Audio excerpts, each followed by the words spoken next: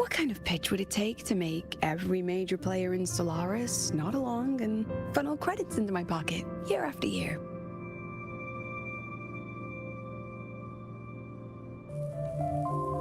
Have you figured it out? Not yet. My conscience won't let me think that far. Luckily, the man who can figure it out is back. The old man who promised me the blade. The head of the Space Trek Collective. The very same. But don't let the quick agreement fool you. He's already thinking 10 steps ahead. If Ishino Hada wasn't in such dire straits, he wouldn't have agreed to forge that blade for you so easily. Or at the very least, he'd have made sure he got his pound of flesh in return.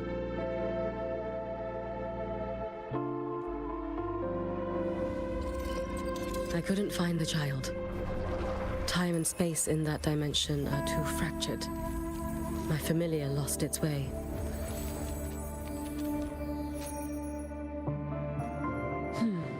Then we need something that can hold out longer. A better way to search? Void matter reactivity has been high lately. A clear sign to follow would be best. That child is the Exostrider's resonator. There's no clearer sign than that. Looks like it's time the Exostrider was reactivated. When that happens, whether you're an annoying adult or the one meant to pilot it, I'm sure everyone will be on board, don't you think? Oh, what if we used footage of the Exostrider activating to pitch for funding? And the confidentiality agreements? No sympathy for my chronic funding anxiety?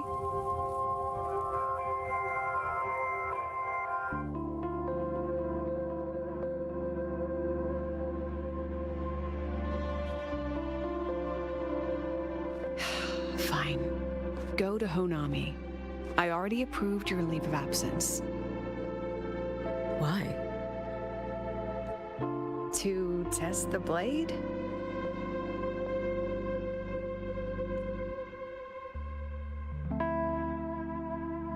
Even once the Exostrider awakens, there's still a chance it fails. If it does, what you sealed in the Dimmer Plains becomes a liability. But it could also be our ace in the hole. So, before I give you the thankless task of guarding those planes, go deal with matters of the heart first. Understood. I will return in one day. Take 2. Give yourself a day to look around. Go on. A Black Shores member will meet you there. I still have all of Dr. Luke's mess to clean up. Understood. I am at your call should you require it.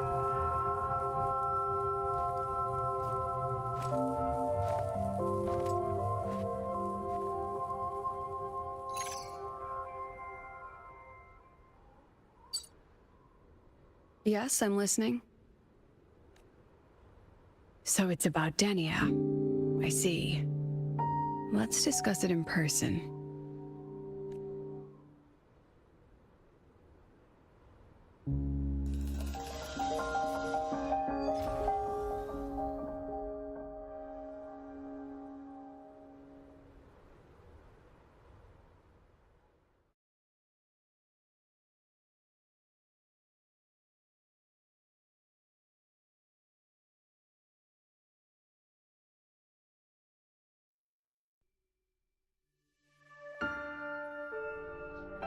Lady Miko, can you hear me? Yes. You may call me Hiyuki. Understood, Lady Hiyuki.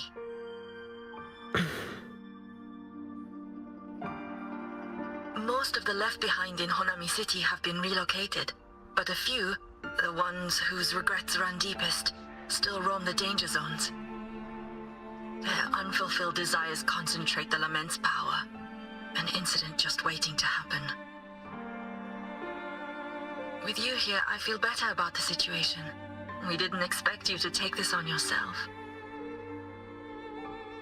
Protecting Honami is the duty of the Miko of Flaming Sakura. I thank you for your support. Actually, I have a favor to ask. Oh, is it about Gyokuro, the former Miko? We've already found traces that may belong to her, but nothing we can confirm yet. We're in the process of narrowing down her location. As soon as we learn anything, you'll be the first to know. I am in your debt. Oh, it's nothing. If it weren't for you back then, I would have... Anyway, I'll leave this area to you. You can rely on me. Was there something else you wanted to say? Nothing, Lady Hiyuki. It's just... Thank you for everything you do. Goodbye.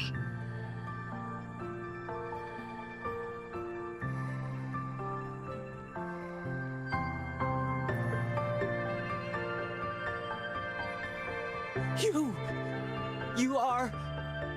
Yes. Miko of Flaming Sakura, you're back! I knew those monsters wouldn't stand a chance. Everyone else thought we were done for, but I told them, don't worry, Lady Miko will come and save us. I'm sorry. I was too late. It doesn't matter. You're here now, aren't you? Please, just say it. Say the Miko of Flaming Sakura has returned and that those monsters are finished. The Threnodian has retreated, but I couldn't... I couldn't save you. But you defeated it, again! And one day you'll drive it away from Ashinohara for good. Yes, I hear your wish. And I promise, one day...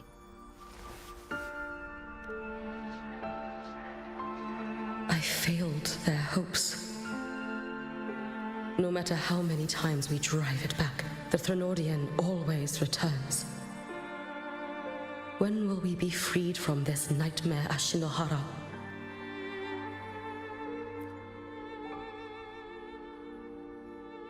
This is all your fault. Eternal Miko, huh? You're all useless. Every last one of you.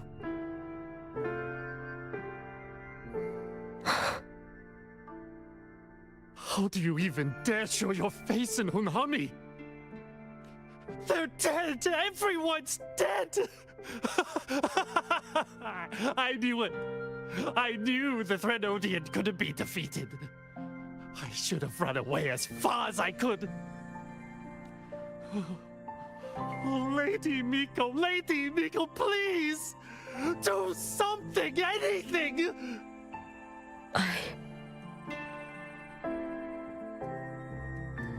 Powerful people like you won't die even if you lose.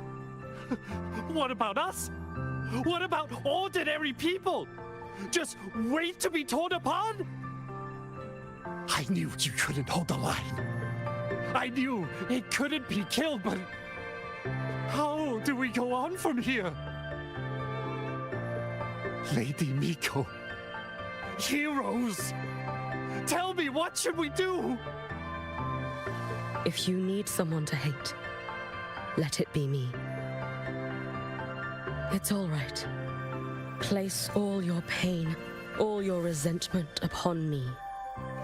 May your soul be granted a moment of peace. If I had been stronger, could I have saved them? If only I had more power.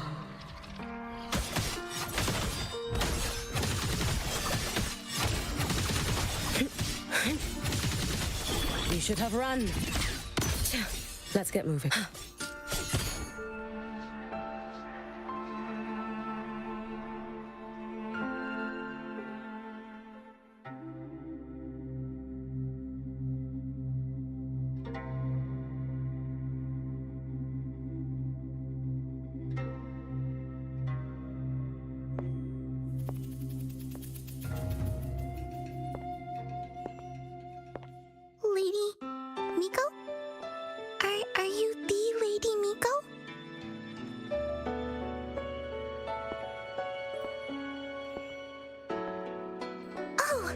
You are!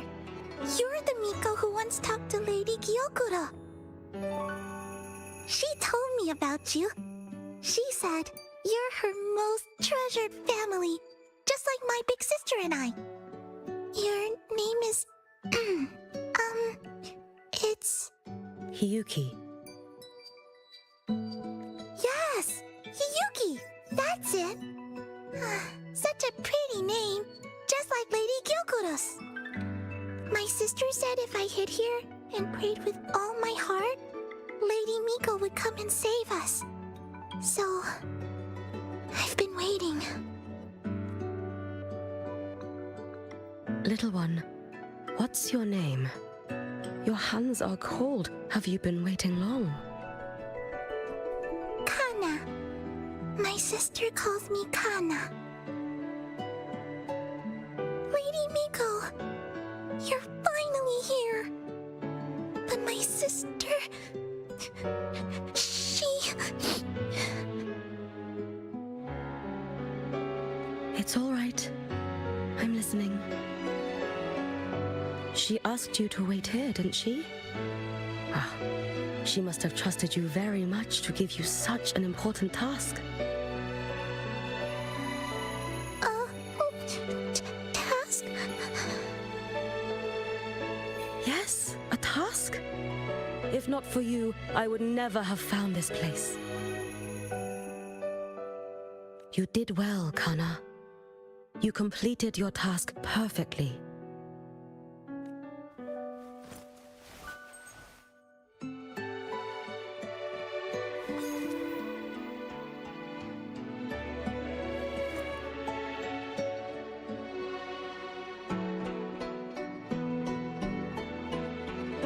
Lady Miko, are you here to save Honami?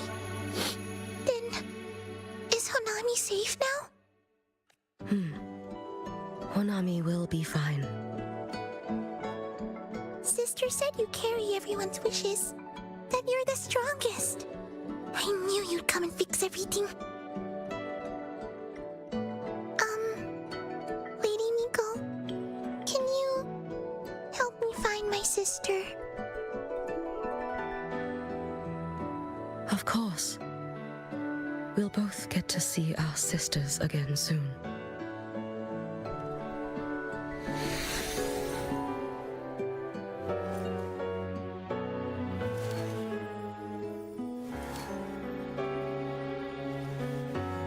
When we find her, let's eat red bean pudding. We make the best red bean pudding in the whole world. If you come try it, everyone will want some. Then you'll need to make a lot of it. Can you manage that? Pinky promise. We'll make lots and lots of pudding. Then, even if the Drenodian comes back, we'll have something to eat and we won't be scared anymore. It's a promise then. We'll make a lot of pudding.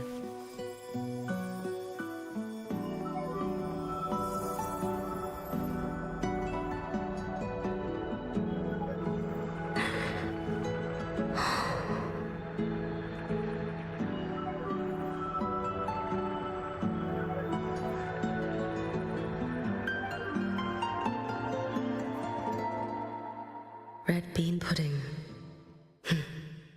Gyokuro always did have a weakness for sweets like that.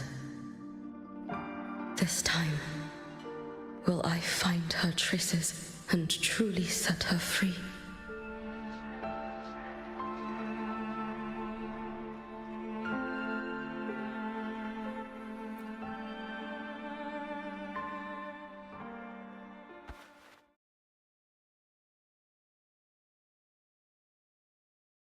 Hello, Lady Miko. I've been waiting for you a very long time.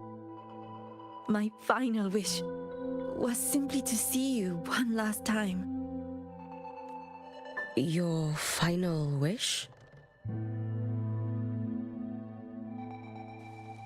Yes, it's all right. I know I'm dead. I know I'm what they call a left behind now. But I thought if I'm going to remain like this anyway, I might as well get what I wanted before I disappear, right? I've heard of cases where the left behind remain aware of their state, sustained by powerful desires, but for such a simple wish. You truly only wish to see me again. I mean, you are a legend. You've been the Miko of Flaming Sakura since my great-grandmother's time. When I heard Honami was in danger and that the Miko of Flaming Sakura would meet the vanguard, I rushed here just to see you.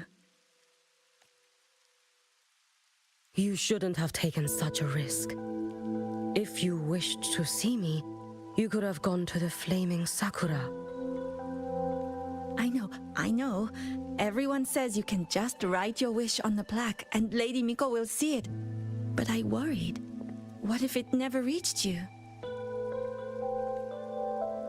So I came all this way to make the wish in person. I wanted to see whether it would come true.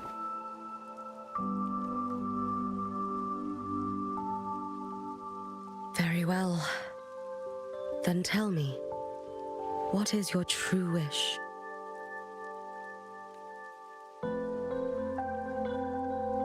I wish for world peace, for people to stop living in fear of the lament. I want everyone to survive it. Lady Miko, my wish is that there will never be another Miko of Flaming Sakura.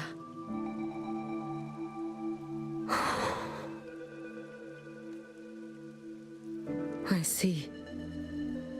Then I promise you, this wish will be fulfilled.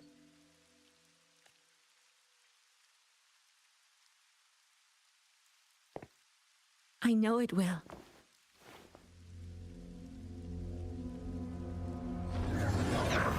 After all, you are the eternal Miko.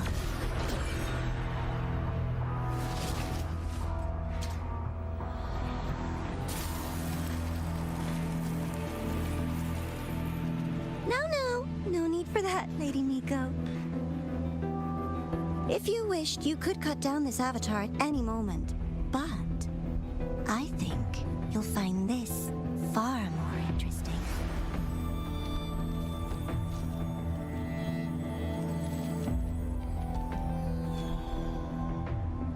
Gyokuro's Shiratori. I know the Fraxidus has cost Ashinohara its fair share of grief. But personally, I hold no ill will toward you. I had dealings with the previous Miko. It wasn't exactly a pleasant chat. But I promise you, her death was not by my hand. Just as you once witnessed, she met the fate all Mikos of Flaming Sakura share. She died, burning her future to ash to pay for the present. Aren't you even a little curious about what I showed her? If this makes you uncomfortable, feel free to cut through space and leave. This face of mine, of course, is entirely at your mercy.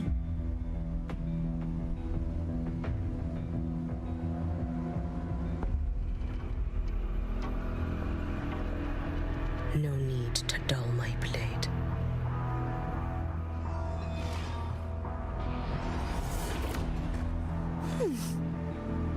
She wears the exact same expression as the previous Miko.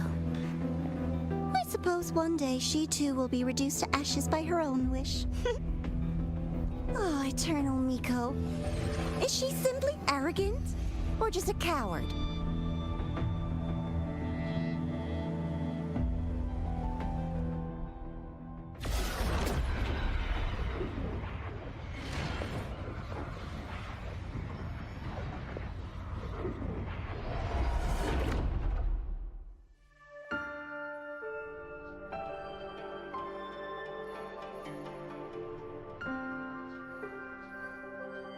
A peaceful Honami.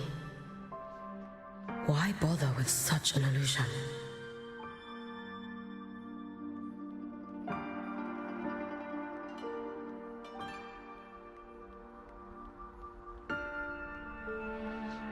Gyokuro.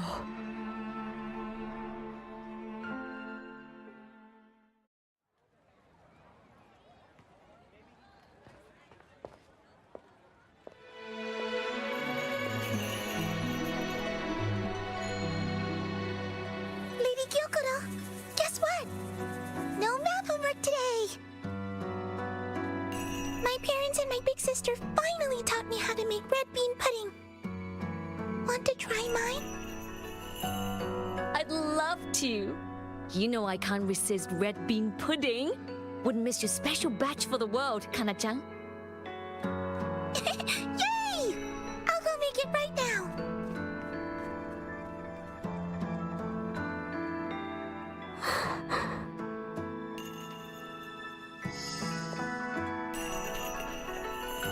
Anyway, I'm here. What is it? My. Can't a sister just want to see her favorite girl without a reason? That's not what I meant. There's that serious little face. I just wanted to chat. Always relaxes me. So, how are things at the Flaming Sakura? The usual. Many came to make wishes. The Thronodian's active cycle is almost here. Death will be a frequent visitor to Ashinohara once more. Prayers for safety, peace, victory, they pile up thickest at times like this. The Miko of Flaming Sakura is the bridge between people and the divine. A wish jar for all their hopes. We must listen to every single one. Lately, I've been hearing you ring the sutsu. To grant those wishes, you burn your future using the sutsu's power. Continue, and one day there'll be nothing left to burn. You should have stepped down already, Aniwe. Let me become the Miko of Flaming Sakura. Let me inherit the sutsu. Oh, I'm perfectly fine. I've got futures to spare, you know. You tell me, little Hiyuki, what's got you so fixated on this? Don't tell me you're secretly in awe watching my heroics on the battlefield and... Yes, I want to be just like you.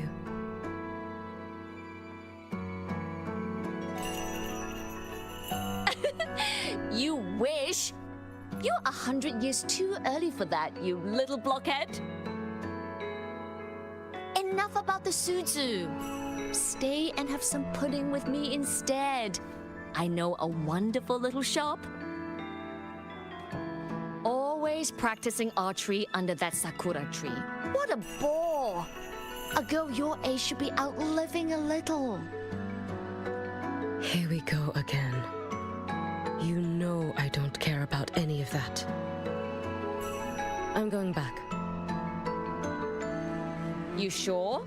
Come on! Consider granting your big sister's wish.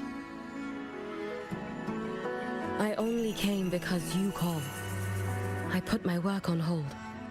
I can't stay too long. Besides, I don't like red bean pudding. Huh? I keep forgetting you have the world's most boring palate. What a shame. I'll just have to enjoy all by my lonesome then.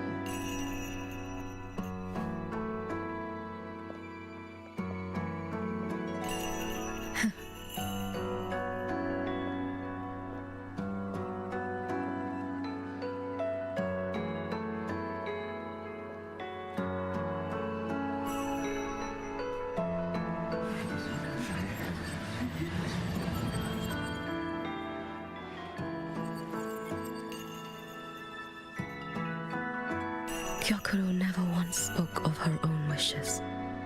She lived only to grant the wishes of others.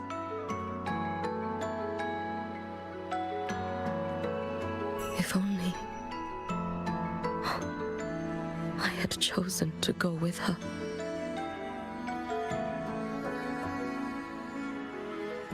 I should go there. One more look will be enough.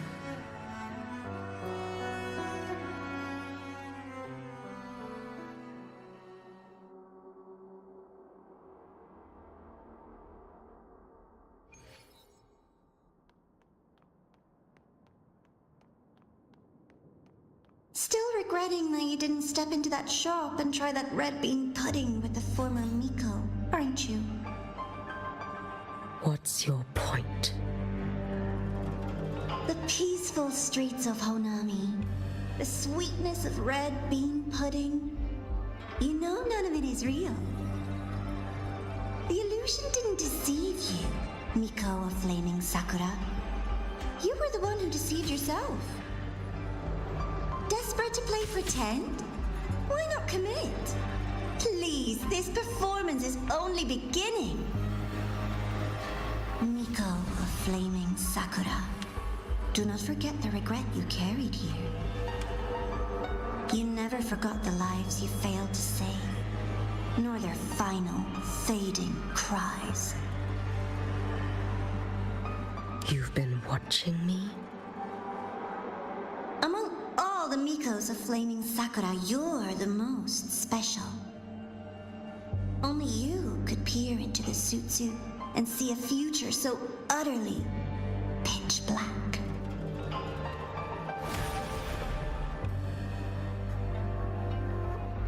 This is... Oh, you've heard the stories, of course. But none of them know what Rover really endured to reach this point.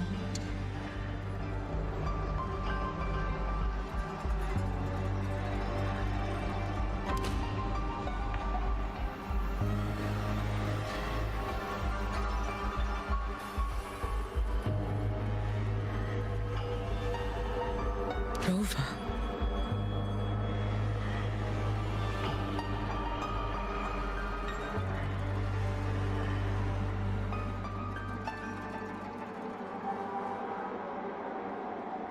This is...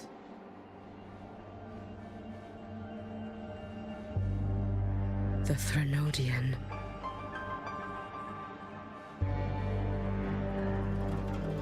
Go on. The next act awaits you.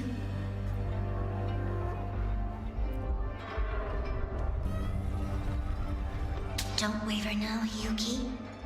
That instinctive revulsion you're feeling will guide you down a path diametrically opposed to my own. You must walk this road.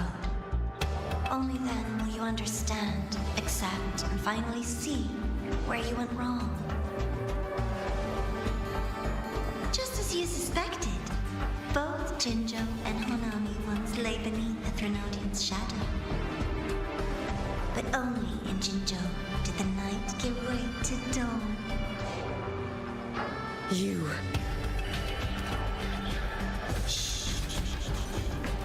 I would never deny their achievements, or hide the price they paid. That is their price. And likewise, I would never deceive your eyes. Rover. This blade. It's as sharp as they promised. Once business in Lahairoi is settled, I'll take it back to Ashinohara.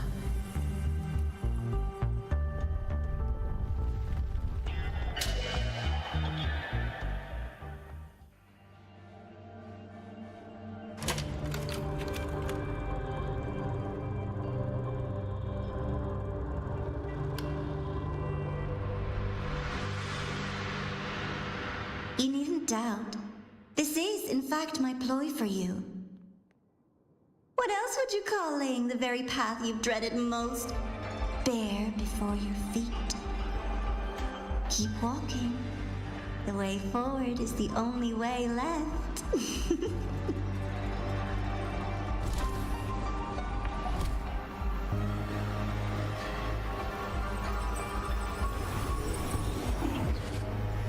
The inverted tower. I read the reports. Another place reduced to ruin by the Threnodian.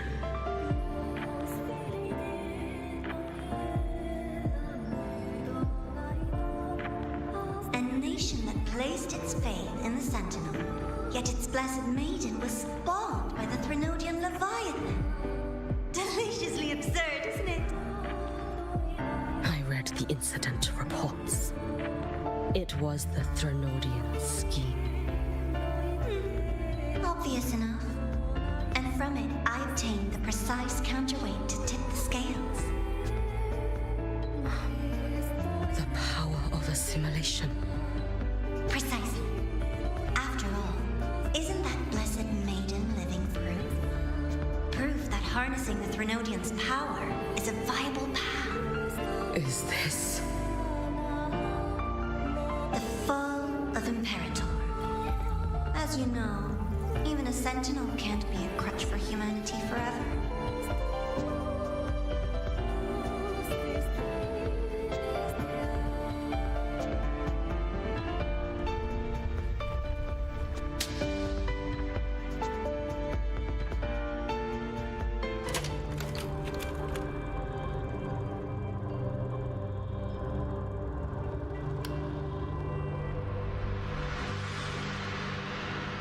Now, why not step into the role yourself? Experience Renacita's conclusion firsthand.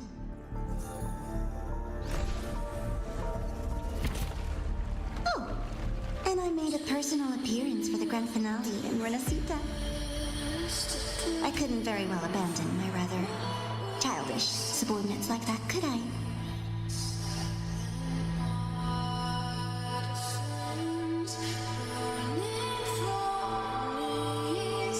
A light so blinding it lays bare all the film. A world where every prayer is answered. Just like a dream, wouldn't you say? Ah, if only Ashinohara could have... You had so many companions fighting at your side, and yet the reign over Honami simply would not cease. That's enough. Every single time, she succeeded in saving them. If only I could have... Ashinohara. Am I envious of what she has achieved?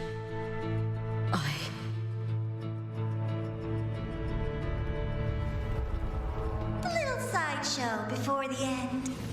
You don't mind, do you?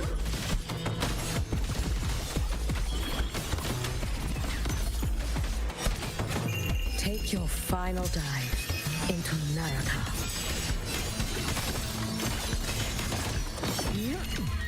Brittle snow. So persistent.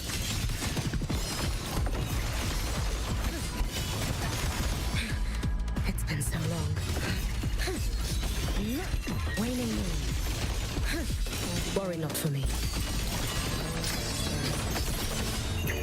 May the Sakura incinerate. Burn this. If my blade had been keener, could I have... Is my focus slipping? Why is this even surfacing now? Take your time. We're almost at the finale.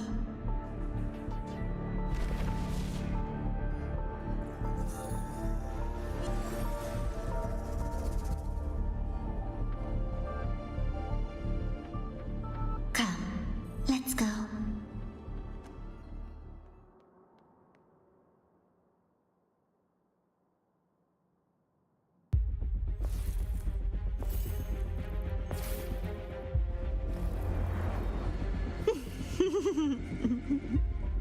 Thoughts on the show?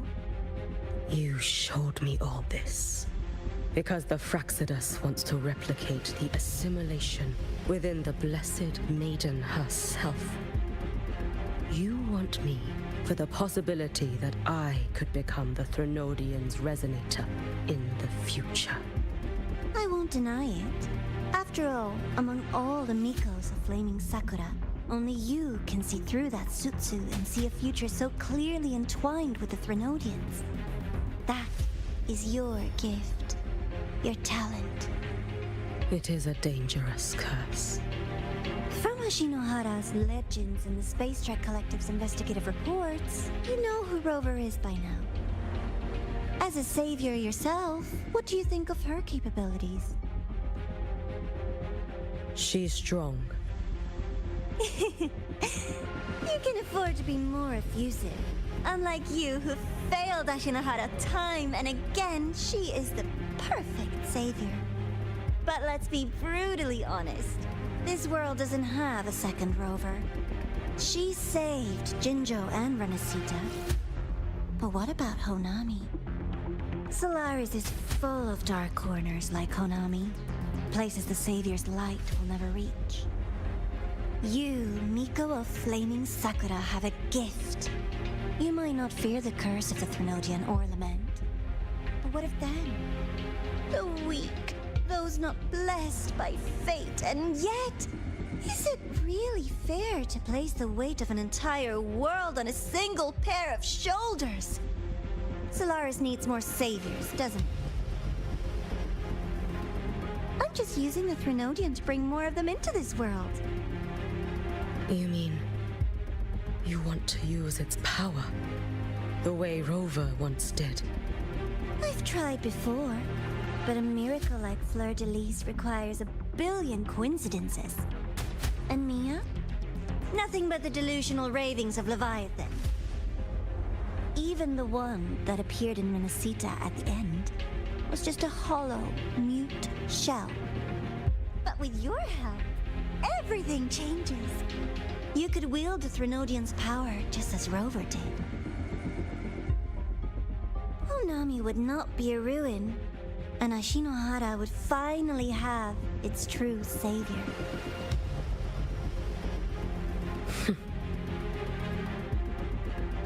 I have to admit, your proposition is tempting.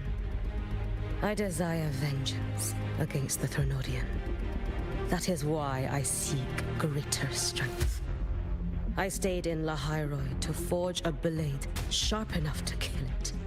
But I will not discard my dignity as a human for it. I will not become the very horror I hate. Not even for retribution. You stand on Honami's soil. You stand on a graveyard of millions. Go on. Ask them if your dignity as a human matters. I think they tell you that simply staying alive is what matters. Eternal Miko, you know your limits.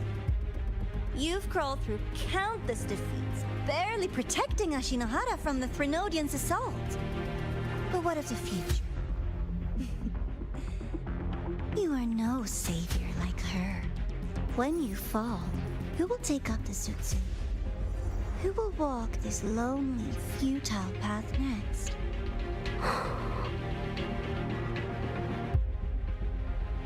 We could always talk about the former Miko. The bodies of the left behind are ephemeral. You'll find I have a far more durable proposal.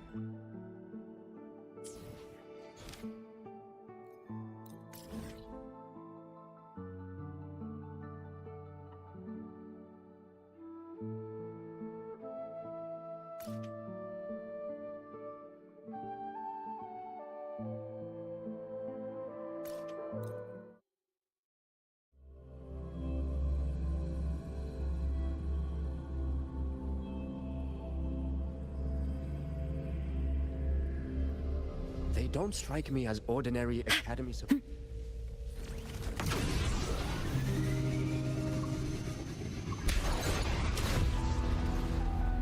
As whispers ride the wind in my ears, the dusk has brought the dawn of my fears.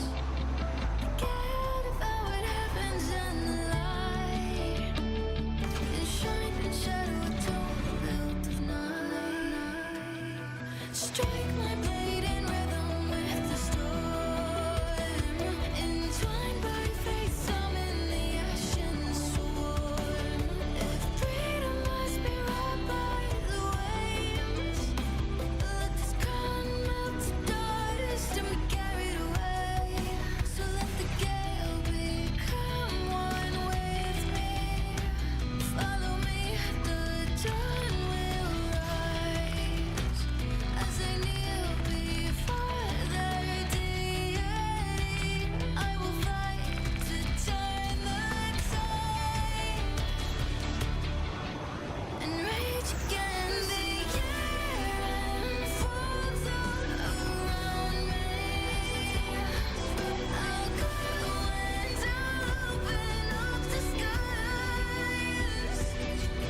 As the gale grows, I bellow, fervent battle cry.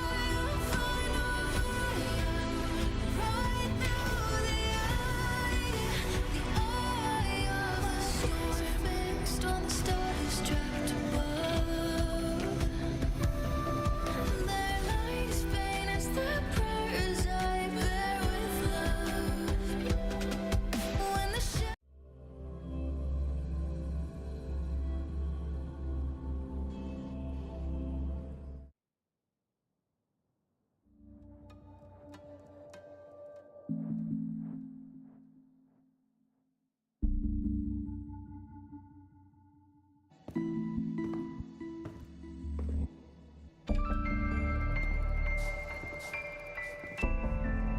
Candy? It's a new flavor. Sigrika and Lene suggested it. Great for lifting spirits.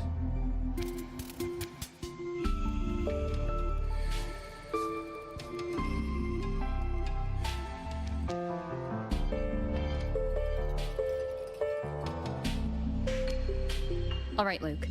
What's the word on this Exostrider plan? My conversation with Lucilla went well. She's on your side. Your showing during the Dark Side incident also helped speed up the Academy's internal review.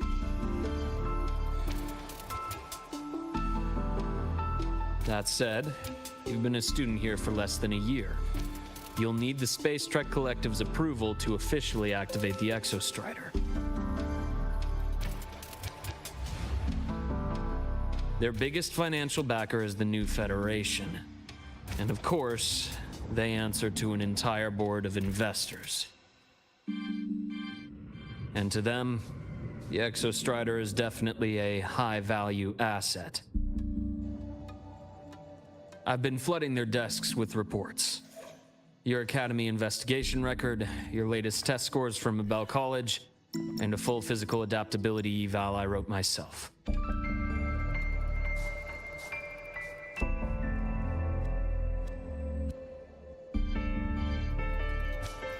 And were they rejected? We got a meeting, but when that much money's involved, conflicts of interest make everything move very slowly. Unlike Jinzhou or Rinasida, they've got far too many cooks in the kitchen. I'm worried we don't have that kind of time. Exactly, which is why we're going to strike first. Besides, things have changed. It all comes down to this guy. This is Chase, head of the Space Trek Collective. He just got back to Lahai on a Triumph avionics ship from the new Federation. President Lucilla, Professor Mornier, and I have all put in a good word. You'll be meeting him at the Research Institute.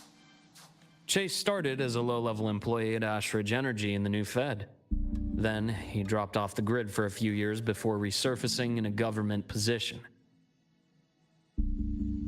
After that, he left the government and started diving into multiple large-scale investment projects. Some say he's still been Ashridge Energy's man the whole time, but no one's been able to prove it. He's sharp, low profile, and very smooth. At his age, he's seen it all. His only real concern is if the Exostrider's pilot can be controlled. Normally, they'd pick Academy Synchronists who have been signing stacks of NDAs since day one. But Sounds like his attitude changed. Does that have something to do with the changes you mentioned? come in. Let's talk over some hot drinks.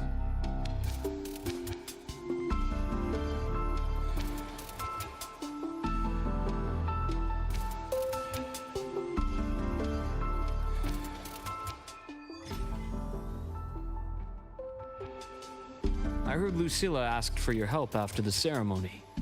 How did it feel working with her? Well, at first she was pretty dominant, steering the conversation the whole time.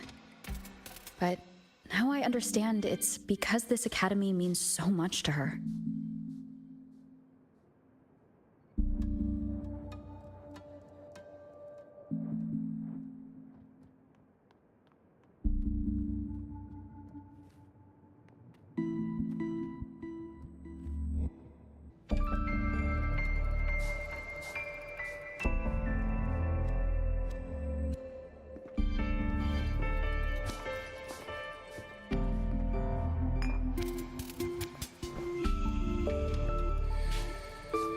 Based on your intel, the reactor core has been returned. Ideally, we'd wait for the Exostrider to awaken before trying to help Imith or confront the Threnodian. But recent readings from the Institute's Strider Gate monitors, they're off the charts. Void matter reactivity is spiking. The Space Trek Collective is getting twitchy. If Threnodian Aleph 1 breaks the seal, all of Solaris will be at risk, not just Lahai Roi. Now, the Collective didn't establish itself here without binders full of contingencies for a Threnodian event. Problem is, every one of those plans would scorch decades of scientific progress. Which, in our case, actually gives us some leverage. Enough to have a real conversation with their head. Then I'll convince him. I'll show him the lowest casualty count is the only one that makes sense. He'll have to approve me as the synchronist who pilots the Exostrider.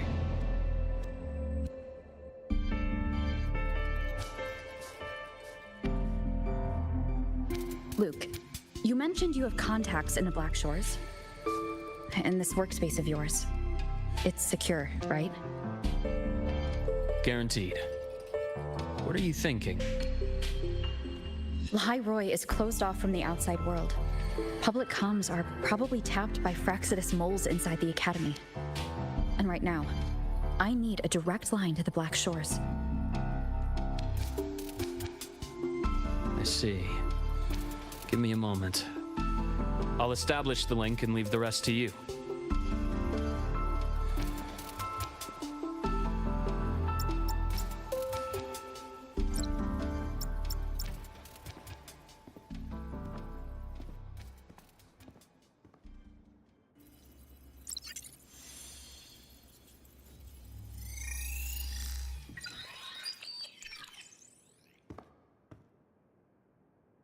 I received your call, Rover.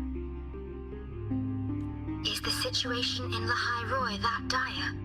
You look exhausted.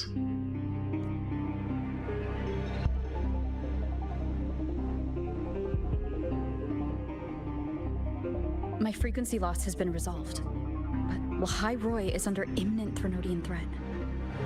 I need your help, Shorekeeper. Understood. For this purpose, both I and the Black Shores exist.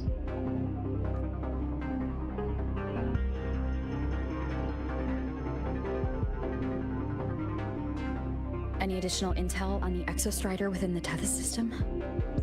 Verified or not, I need everything you have. I trust Luke. You can speak freely.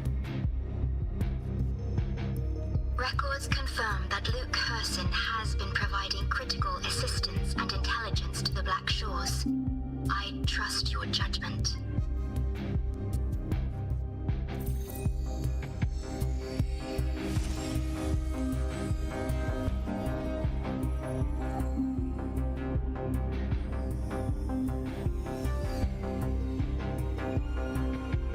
After the founding of Star Torch Academy, most information fell under their seal of secrecy.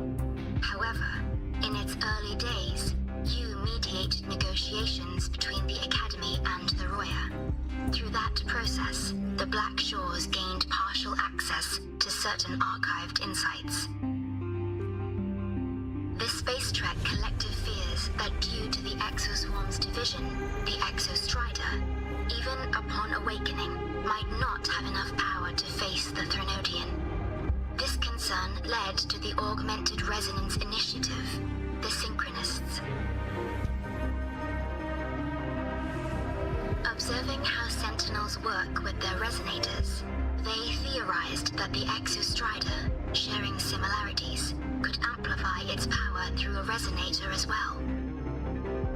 However, considering your link with the Exostrider, the Tether system does not recommend this method.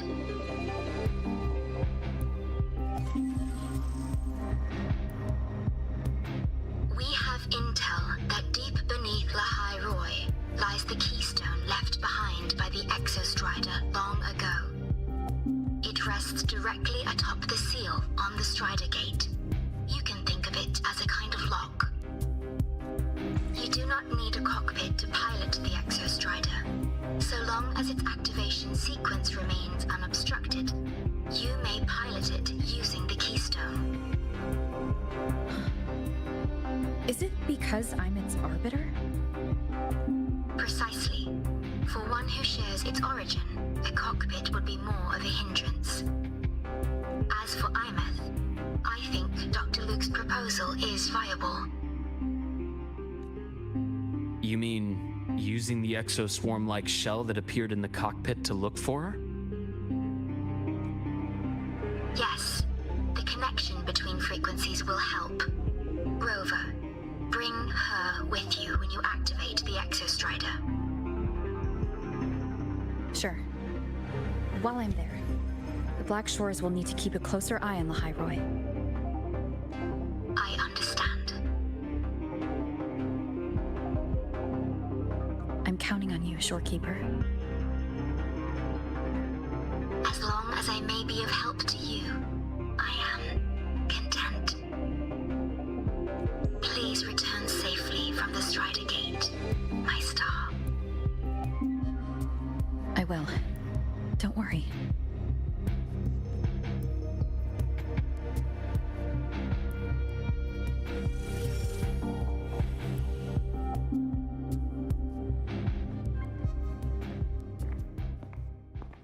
I'll inform Lucilla. Take your time finishing that drink before you head out.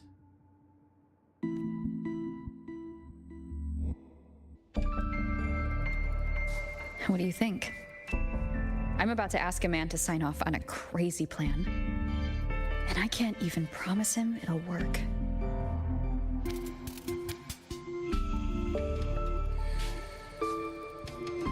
Nobody has a plan they promise will work. If Chase agrees, it's because he's betting that you're his best option. Just take the win. At the end of the day, it all comes down to the person.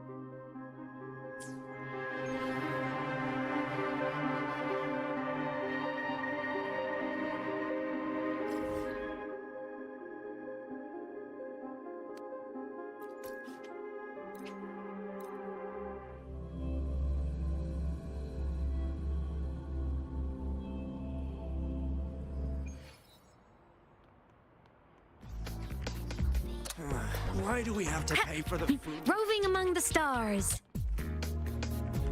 Hey, do you know the girl who... I'm a transform. Warning, death mode off.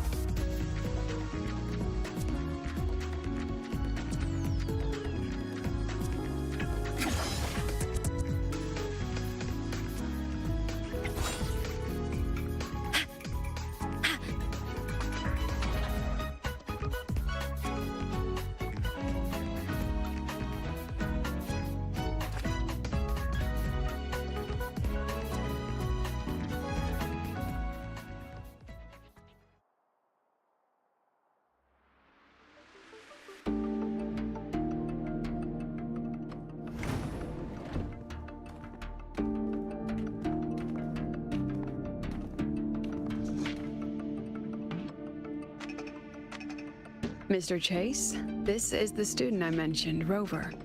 Our best hope for piloting the Exostrider. Save the intro, President Lucilla. We've met before.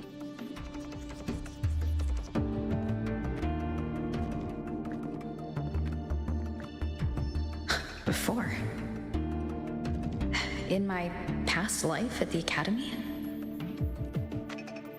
Let's just get down to it. The Threnodian Aleph-1 situation is deteriorating. We're running out of time.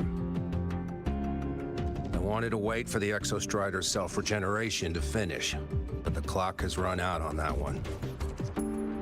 So tell me, Rover, why do you want to pilot the Exostrider? What's the play? To find Imeth and put down the Threnodian.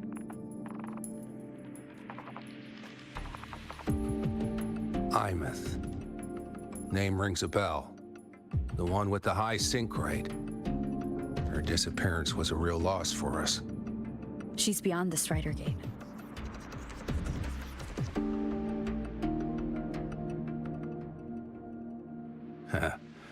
I see how it is.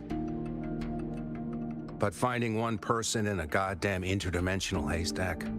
Not so easy. You understand our position. The Threnodian is our priority.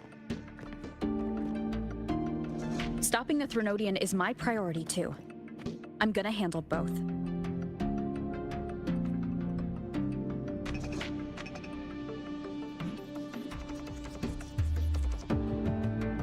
Look, we have the same objective. So like you said, let's just get down to it. If void matter erupts, Lahai Roy is ground zero. Every one of your projects will take a hit.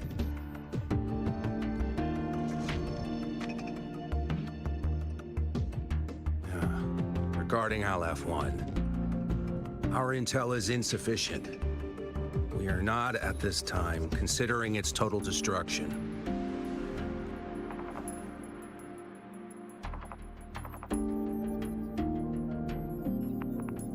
What we need is for the Exostrider to reinforce the seal on the Strider Gate. To do that, we need a qualified synchronist, and we need the Institute's drive replica. When that gets embedded in the Exostrider's chest cavity, then its repair is complete. Right now, the replica is in its final phase of development. We're still missing critical data. Drive replica. Is that what you're building from the fallen reactor drive after Helios was launched? Correct. It's based on the original drive's framework. You had a hand to play in that. You made sure Helios got launched. To complete the drive replica, we require precise data from the Exostrider operating in high concentrations of void matter and environmental readings from inside the Threnodian. Without them, we can't guarantee the Exostrider can resist Aleph-1's corruption. Here's the verdict. On behalf of the Space Trek Collective, I authorize you to pilot the Exostrider.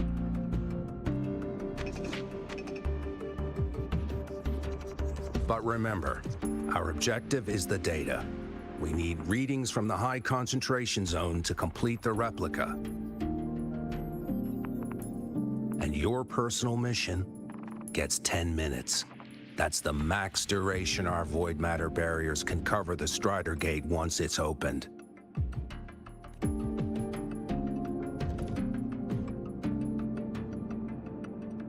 After 10 minutes, you return to Lahai Roy, whether you found Imeth or not.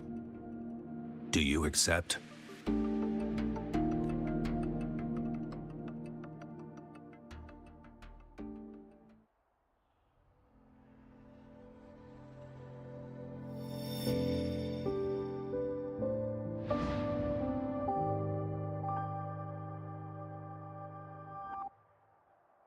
Deal. One more thing. I won't be using a cockpit. Just show me the way to the Keystone and have the Exostrider ready. That's all I need.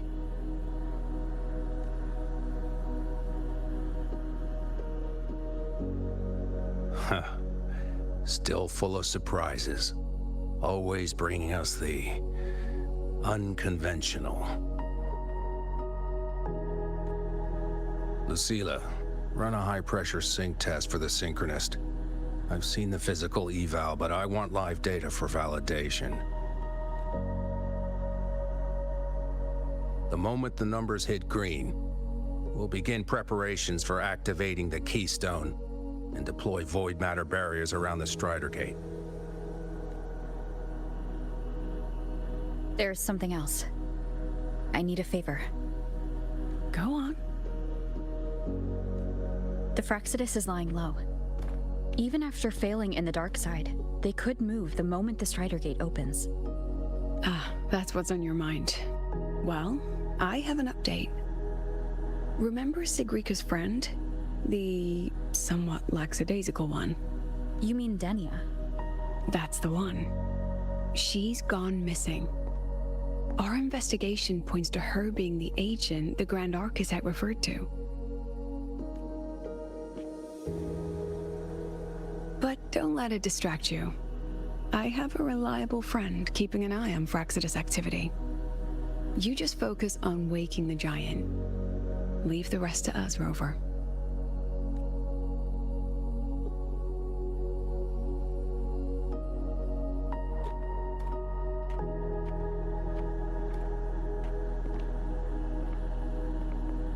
The Black Shores just sent a formal communication request. They're offering full support for Lahai Roy's evacuation. If it comes to that. You handle it, Lucilla. You have a better read on the situation than I do. And you're better at talking with that student.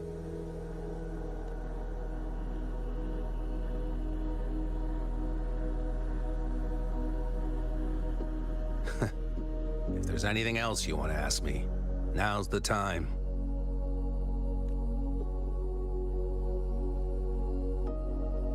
I'm surprised you're placing this much trust in Rover, authorizing her so readily.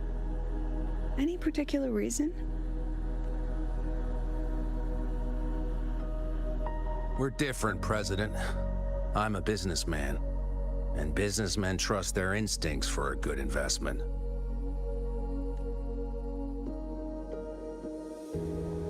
The Threnodian could strike at any time. Given the circumstances, Lahai Roy may have to be written off. And with the timeline we have, relocating the Exostrider is impossible. If we're gonna lose it anyway, why not let her take one last swing? Understood. We still need to prepare for the worst-case scenario. Of course. If this fails, we'll initiate the backup plan. Duskvale.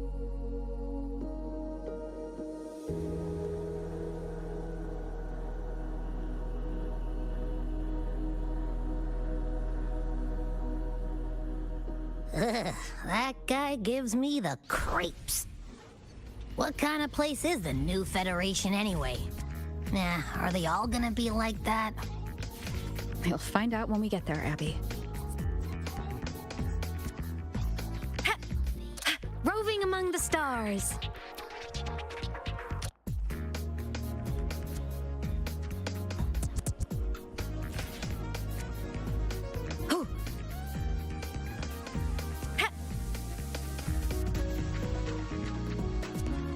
So you're that student, huh? I'm Sakia. I'll be overseeing and evaluating your test today. Lucilla filled me in on everything. This synchronization test is far more intense than the standard procedure. We're simulating the neural load of a direct link with the Exostrider. If you feel anything off, you call it. I won't allow the test to continue under overclocking conditions. Review and confirm the safety protocols before entering the cockpit. Good. The cabin systems are configured. The simulator cockpit is right there. I'll be watching your metrics closely the whole time. I hope you pass the test smoothly.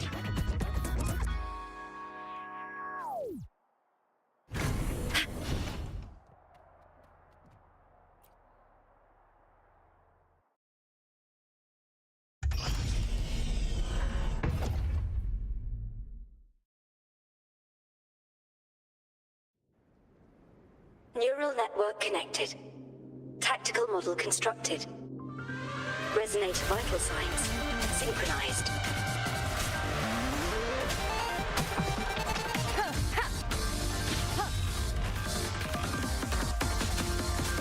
One with the sound.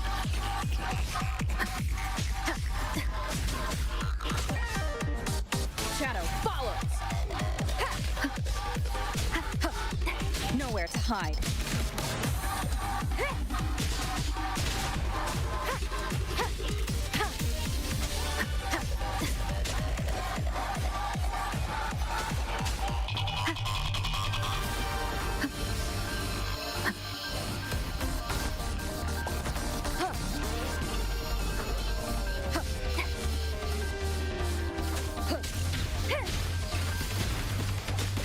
Down with the curtain!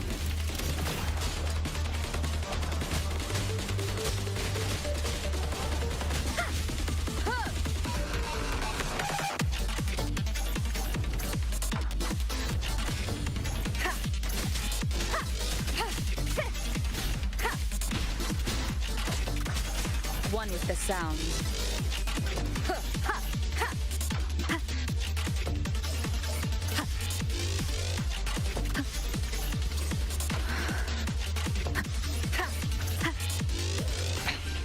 One more time. Test complete. Recording synchronization rate data. Cockpit opening. Please exit according to the safety protocols.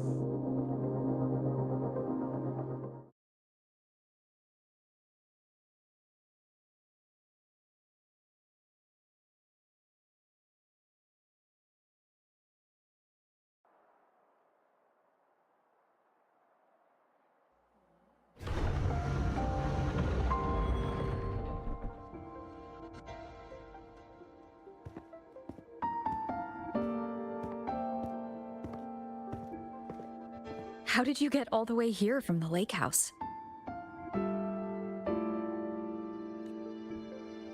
She wanders into the academy sometimes. Usually her caretaker bot escorts her back pretty quick, but today she was being difficult.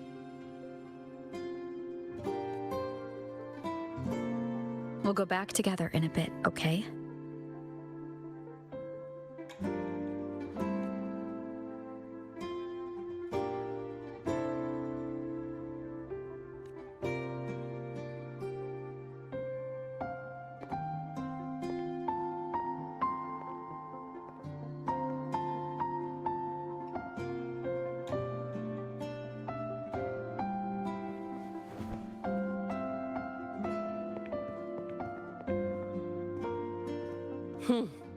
So the little terror can be quiet.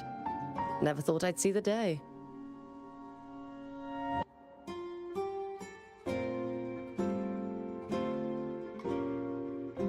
Yes, I was her teacher. Over 10 years ago now. She used to drive me up the wall. Made me lose my composure more than once. She never did seem to mind. The last day I taught her, she wrote saving the world as her career path. I asked her if that was really what a synchronist should be aiming for, then gave her a piece of my mind and told her to rewrite it. She didn't even get upset. Just smiled, took the form and walked away. She never stepped out of that cockpit again. Now she's back, but not really. What a headache of a student.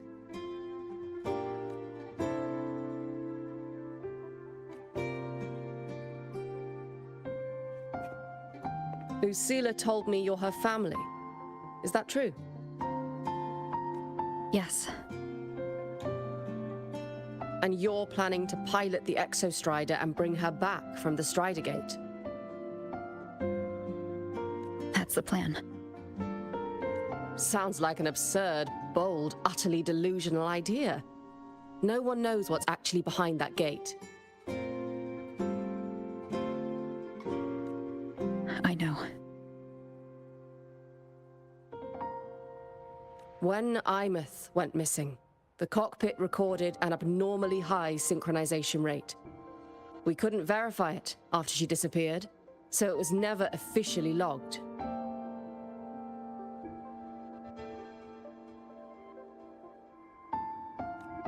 Your test results are just shy of hers overall, but in some sectors they're even higher. You've passed.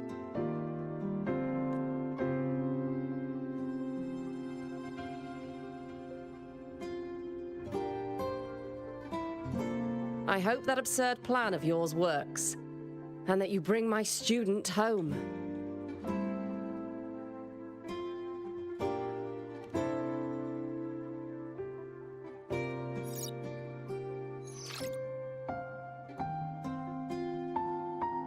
The results are out, but preparing the Exostrider will take time. You'll need to wait around 2 days. We'll let you know when it's ready.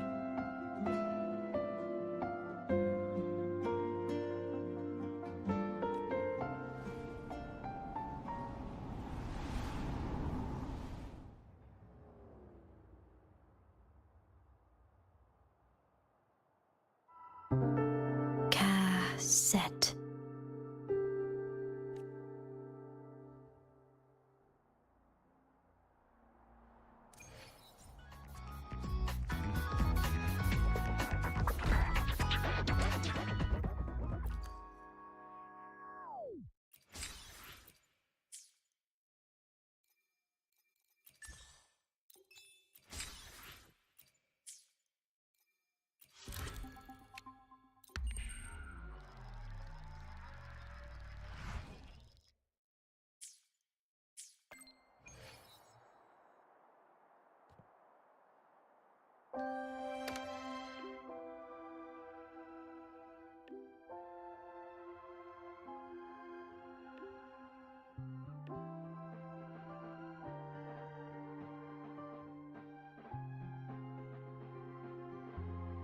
So, we're finally going to where that giant eye is hiding? Yeah. And Abby, if you think it's stronger than you, don't try to be a hero. Okay? I've got this. But, we don't know how much strength is hiding behind that gate, huh? Our priorities are the data and Imeth. A direct fight with Aleph 1 can wait until the drive replica is ready.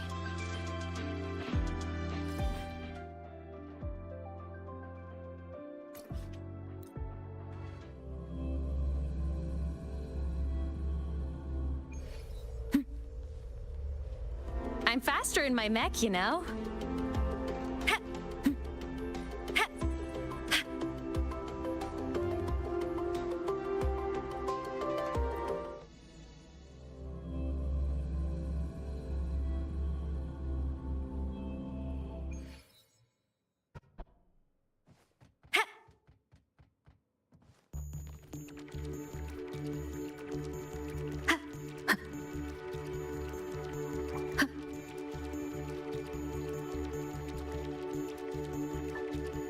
Hey, Rover, are you leaving now?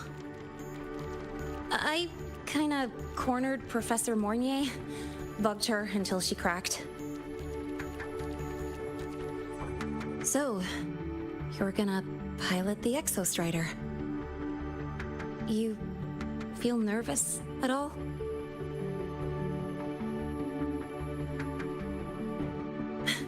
know you're awesome and all, but nobody's ever done this before. Nobody knows if the Exostrider will even move, or what else might go wrong.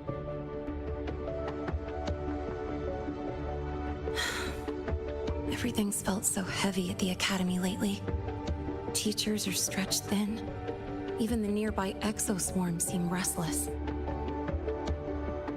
Lene, are you nervous?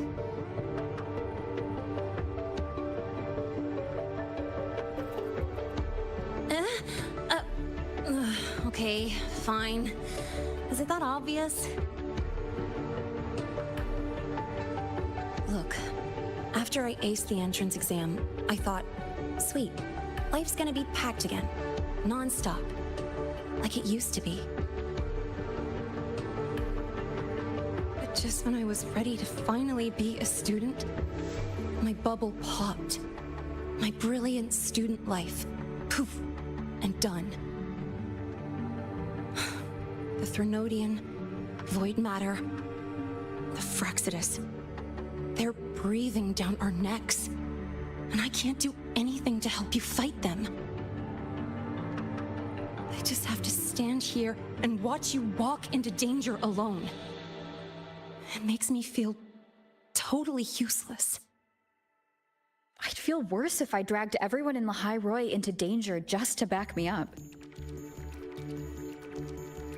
Of course, if things get really desperate, we'll have to face it together.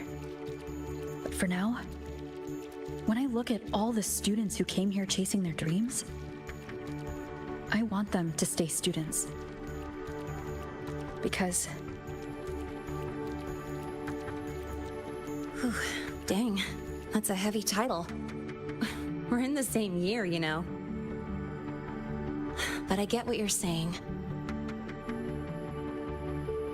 Making you waste time on a pep talk when you've got a world to save? I do need to grow up. But I won't just sit around. I'll be on standby. Whatever the Academy needs to support your mission, I'm in. And when this is all over, we're going for a drive. Can't wait for that day to come. Professor Mornier's up ahead. Good luck out there, my friend.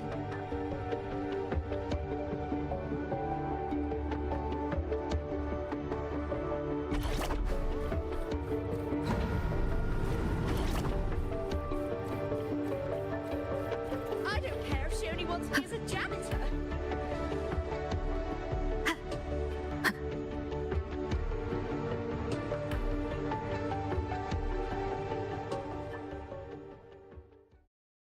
Temporary passage is complete. It'll take you directly to the Keystone. The Black Shores will keep a team on standby here at the Institute. If you need our support, just say the word. Thank you. We couldn't have built the data framework this quickly without your team's expertise. The High Roy is a top priority. A joint call by the Shorekeeper and the Tethys system. Oh, Professor Mornier, your guest has arrived.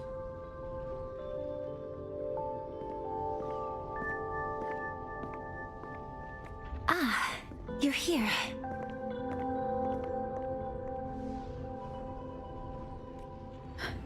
Is that the way to the Strider Gate? Yes. This temporary passage will take you to the Dima Plains, deep within Biarter Woods. Both the Strider Gate and the Keystone are located in the Solvane Heartwood at its center. President Lucilla has already departed with the advance team. They'll be waiting on the other side. And also...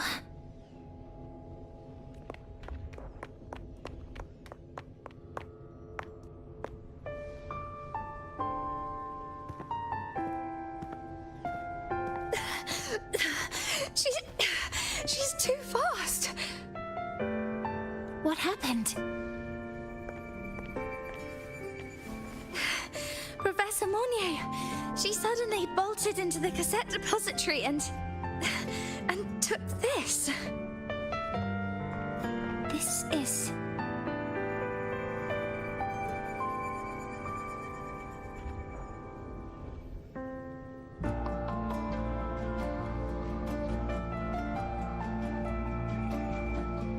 Can I see it?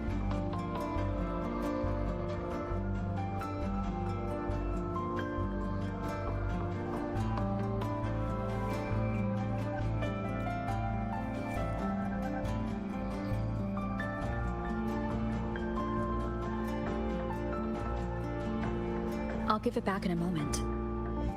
Mornier, do you see what's special about it? This ID number. I saw it in the student file during her inspection. This is Imeth's own cassette. It's been stored in the depository since she went missing. Why did you want to bring this now? It may be instinctual.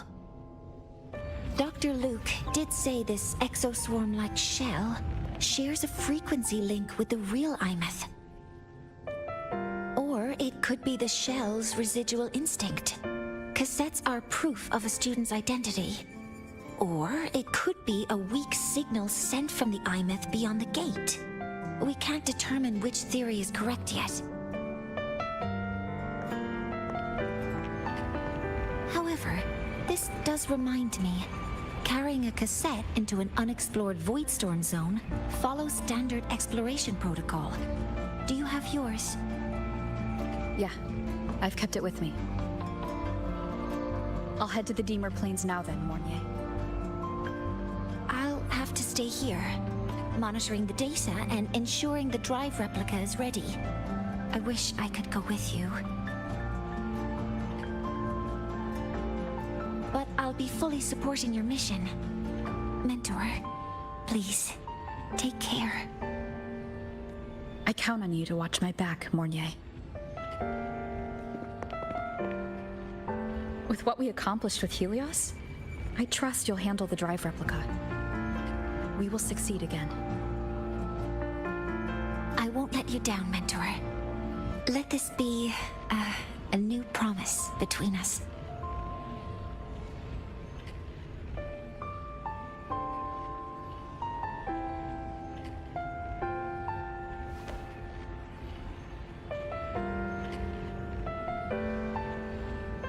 Let's go.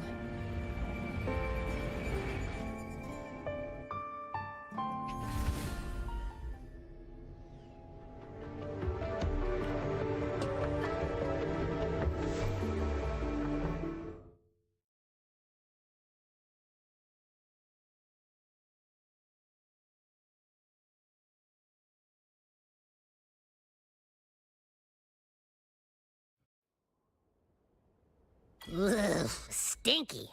This place reeks. The smell of that giant eyeball's getting stronger. That massive glowing tree. Is that the Sylvain Heartwood?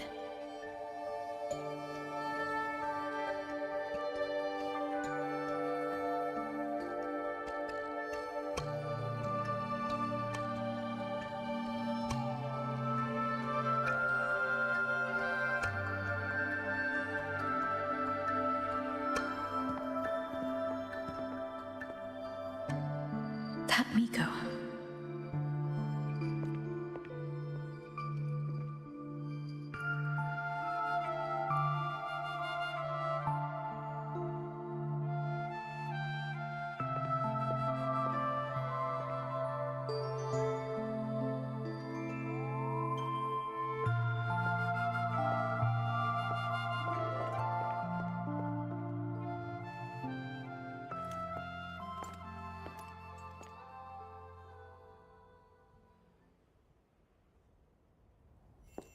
Wait, before you go, you should say hello to her.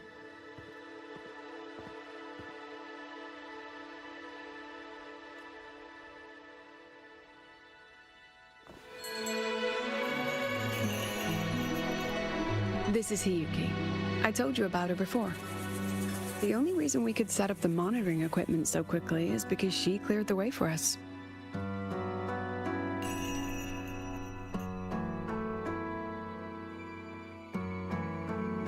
See that lingering frost? 10 years ago, a void matter rift opened in the Deemer Plains. Hiyuki went there alone and sealed it.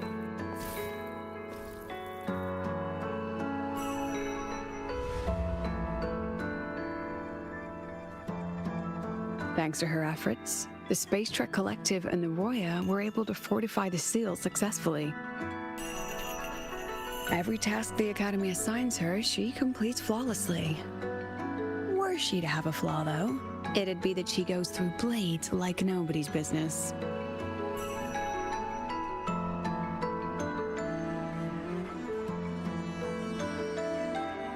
Yes. Lucilla spoke of what that child did. She is a good one. Strong. But her strength does not change the fact that she is a student.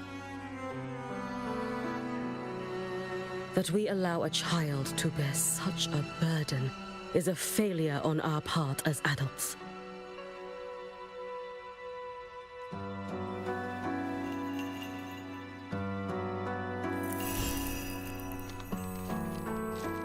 I sent this white bird to search the void matter's concentrated depths, and I am certain I felt her frequency.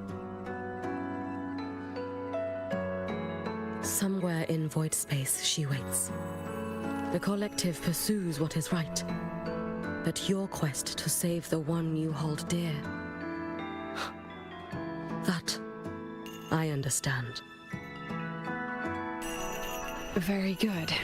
But I'm afraid we can't say more than that, okay? Right now, both sides want the same thing. That's the best we could ask for.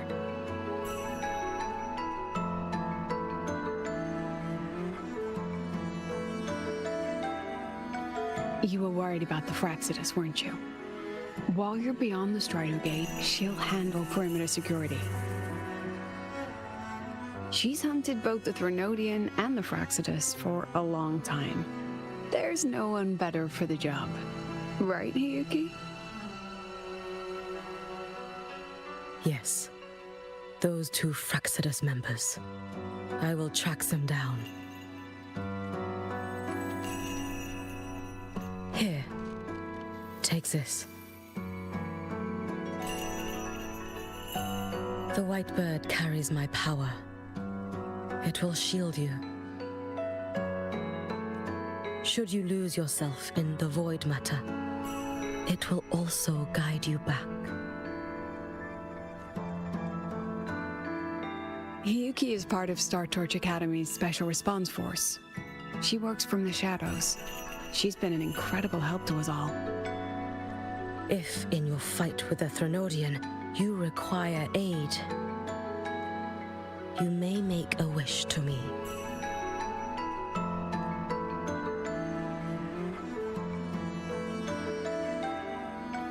How about I go first?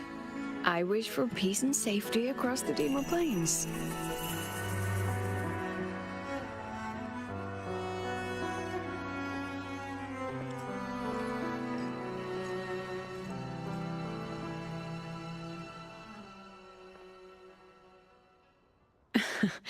Hiyuki is the strong and silent type. Spend enough time with her, though, and you'll find she's rather fascinating. Why didn't you introduce us before? Why the reveal now? No point in hiding what's already in plain sight. Besides, you're both strong, and it's safer if you work together. What did she mean, make a wish? Just what it sounds like. But don't make one unless it's life or death.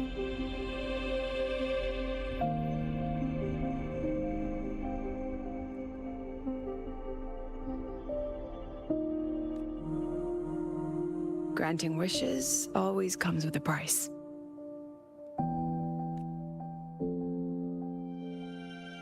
I've sent you intel on high concentration void matter zones. Review them when you can. I couldn't say this with Chase present, but I think you understand. For him, this is a calculated investment. For you, it's a suicide mission.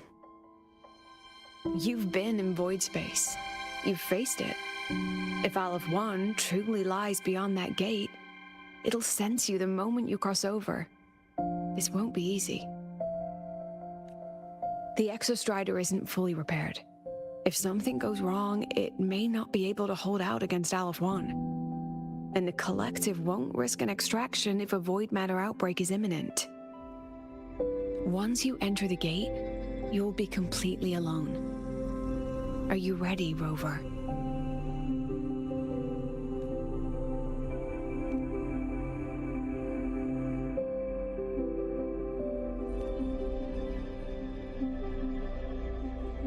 I've been in situations like this more times than I can count. If I only cared about walking away clean, I wouldn't have gotten this far, or be standing here now. So, thanks for the concern, President. But I've been ready. Very good. I'm relieved you've thought it through. I'll be here with the others, monitoring the void matter barriers. If something happens, I have to respond immediately as the Academy's head. We'll probably be able to maintain a data feed, but based on past intel, the void matter's disintegration effect will destabilize the signal.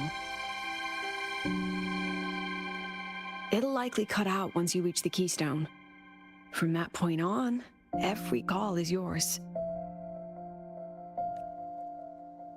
I understand.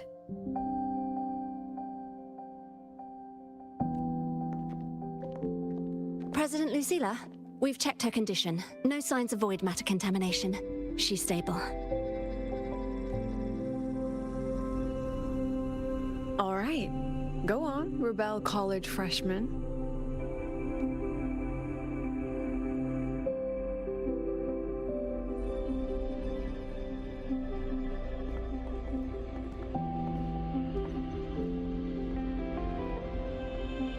The students and faculty of Star Torch Academy have been waiting for the day the Exostrider awakens. May you return victorious.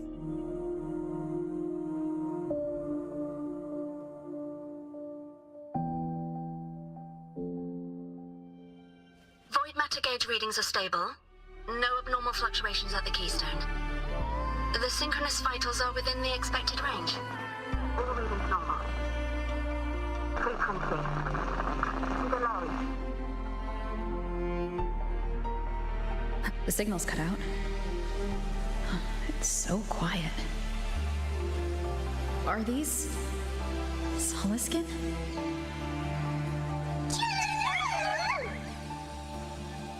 Are these little guys guiding me to the Soulbane Heartwood? The Soliskin merged into the roots. They didn't return to the Exostrider through the Solace trees. They used themselves to reinforce the Keystone Seal.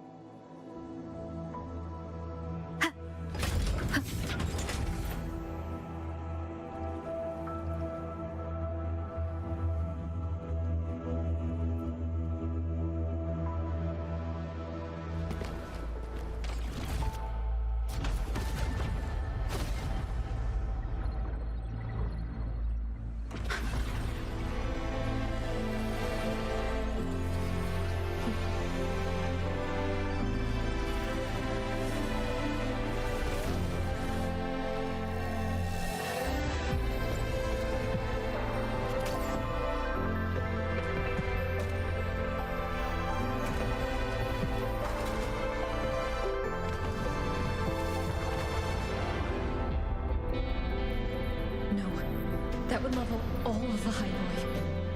Then there's only...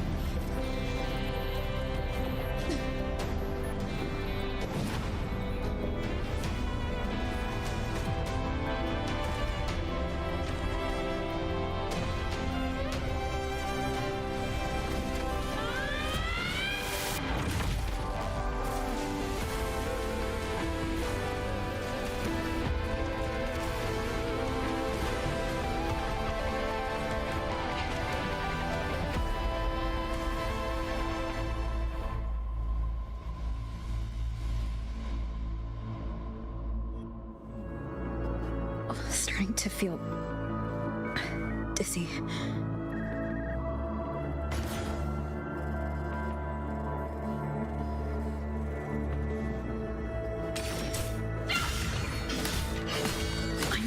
said void space in the depths of the Threnodian's black hole is a higher dimension. Like a kaleidoscope. Time and space here don't flow. They're tangled. Is all of this inside Aleph 1? Those figures. That's Space Trek Collective in Voyant clothing. They're reaching for something. That frequency. Is it Imeth?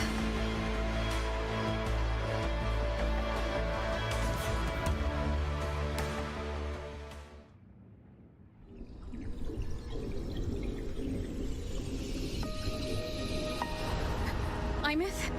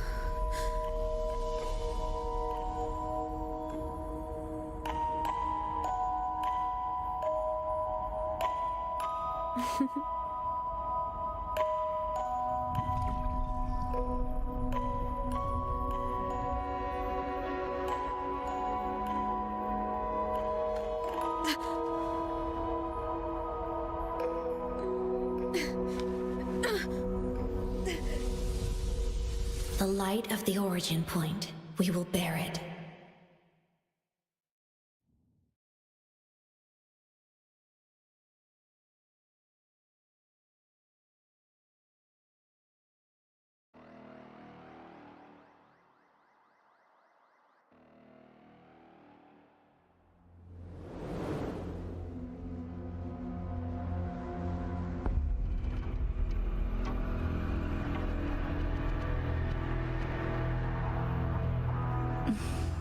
Am I back at the academy?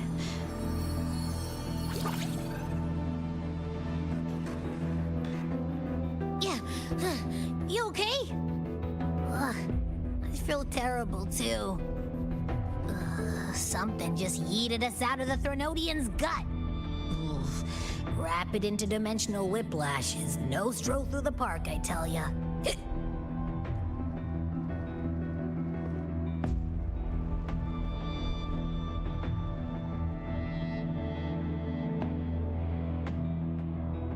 The Exostrider isn't here.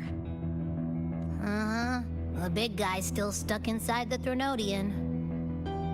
Did you see that freaky black hand that popped up in the cockpit? The whole dimension freaked out, like it was trying to spit us out. Next second, the void matter had flushed us out here. I saw Navora in the flashes. It's the Frexodus. Has to be. Everyone was standing right here. This is where void matter began to contaminate the sky. And Aleph 1 was watching me and the Exostrider beyond the gate.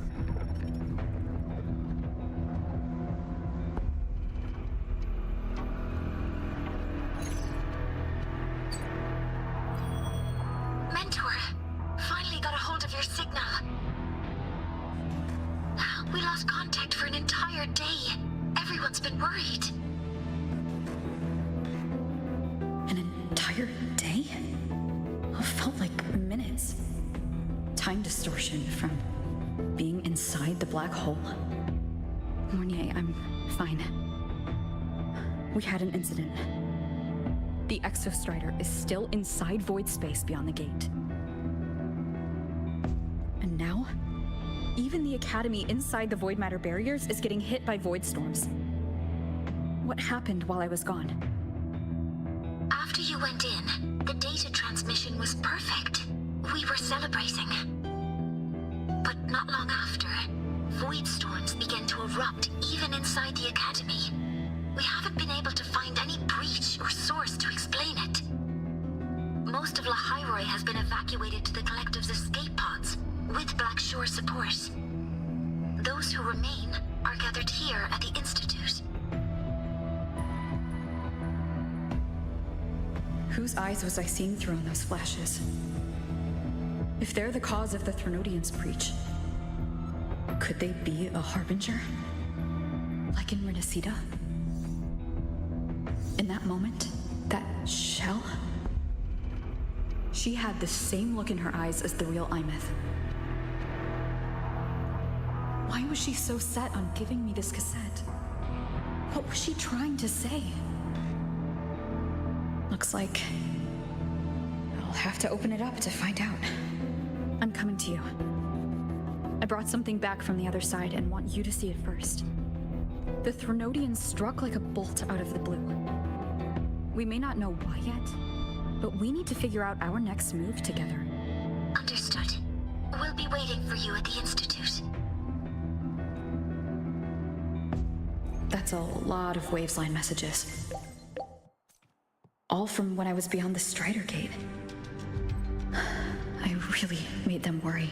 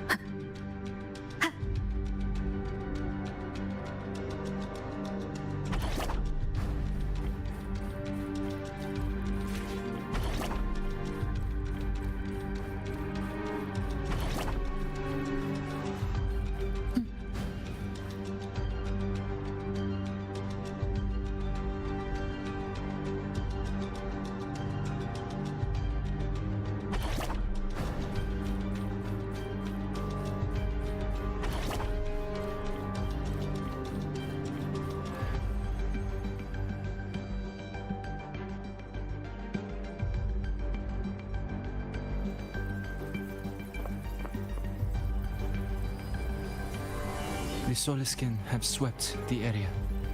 None remain in Bjartar Woods. Someone just posted a call for help on the campus's Wavesline group chat. I'll go back to run a final check later.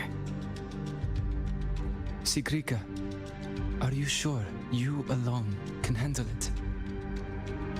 Don't worry, I have my runes. They'll help me drive back any contaminated exoswarm. The solid skin will guide me too. I'm coming with you. Finding people is one thing, hauling them back is another. It'll be faster if we take my motorbike. Status report, Professor Mornier. The launch orbit has been confirmed.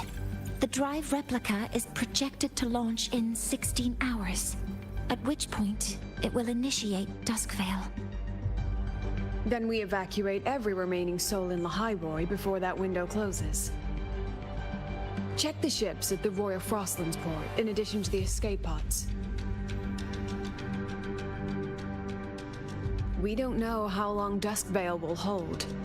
No one stays a second longer than necessary.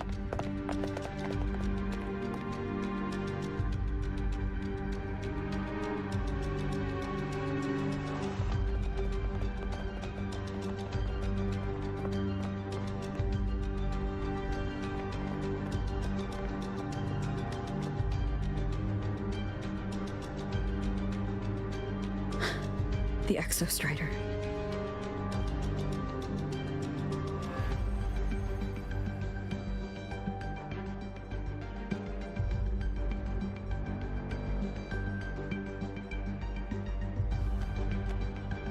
I heard from Professor Mornier. You went dark for a full day. We thought we'd lost you to void space.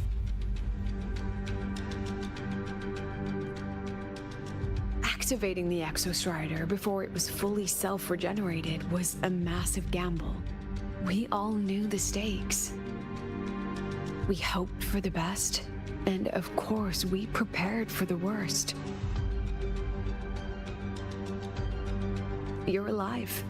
That alone is good news for all of us. No time to kick yourself now. I've got a mountain of work waiting for you, Rover.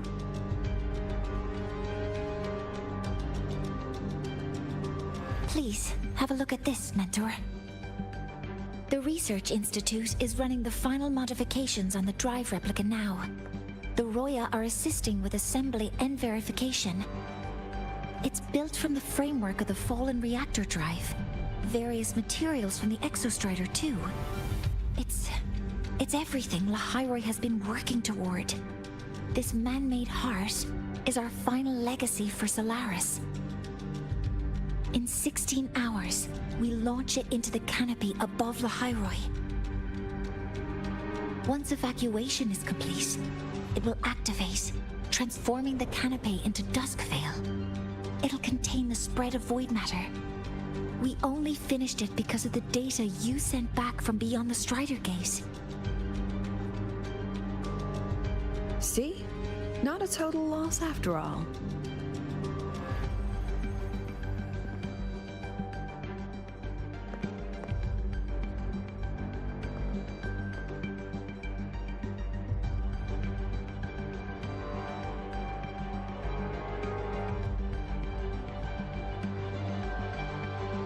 Thank you.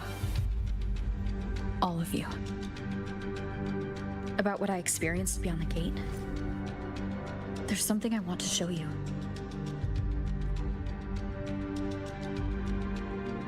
I don't think she gave me this cassette for no reason. Whether it's her shell or Imith herself, she was trying to tell us something. A cassette retrieved from within the Threnodian. Now that is intriguing. Professor Mornier, is the analyzer in the cassette depository still operational? We can head there now.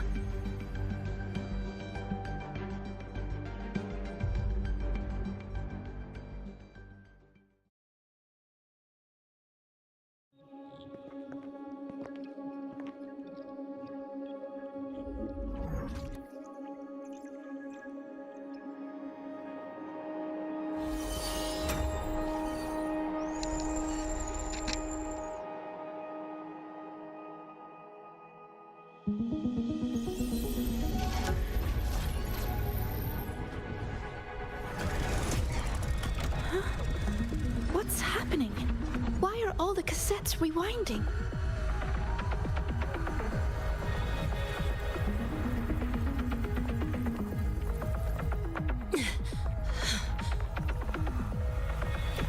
whole server bank's going nuts.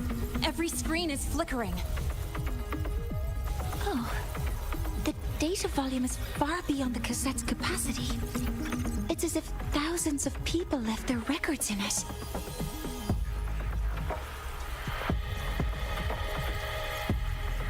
The storage system is destabilized. It's now flooding data into every archived cassette in the room.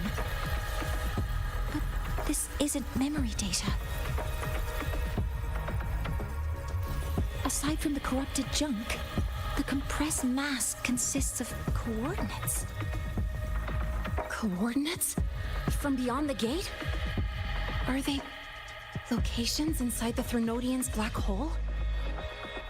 Based on your report, Mentor, conventional space-time doesn't apply in void space. You can't plot a standard map there. If Imith went to these lengths to give us this, she wouldn't have made it impossible to follow.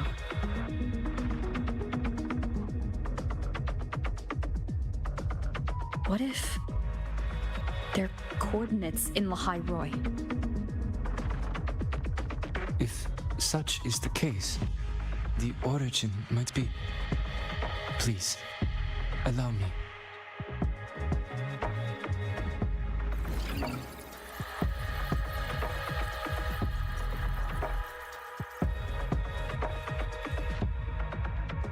A uniform format these coordinates share. I have verified 150 points using Sundermere as the origin.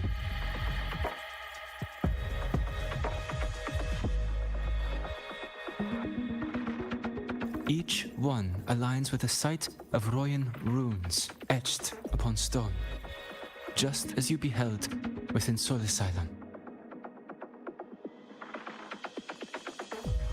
Forged by the Exostrider, these patterns are.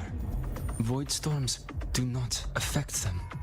We have only glimpsed fragments of their meaning through the lens of Soul Asylum.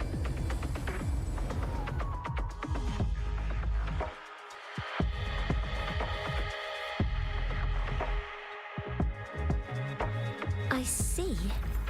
Let me overlay these coordinates onto a Lahairoi map. It should make things clearer for us.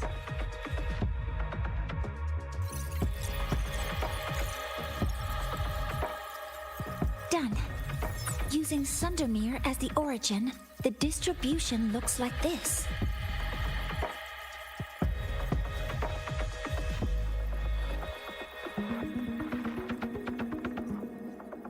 Everything matches. I'm spotting every Royan rune site in Bjortwoods on this map.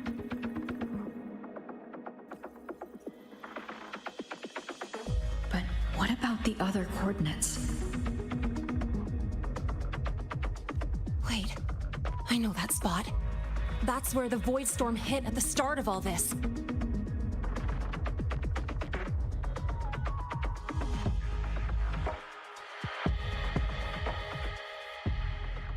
You know, that time when we first met? Yeah, that one. Void storms. If we reverse match the coordinates by transcription order... Then Royan runes could be marking every spot a void storm has ever hit.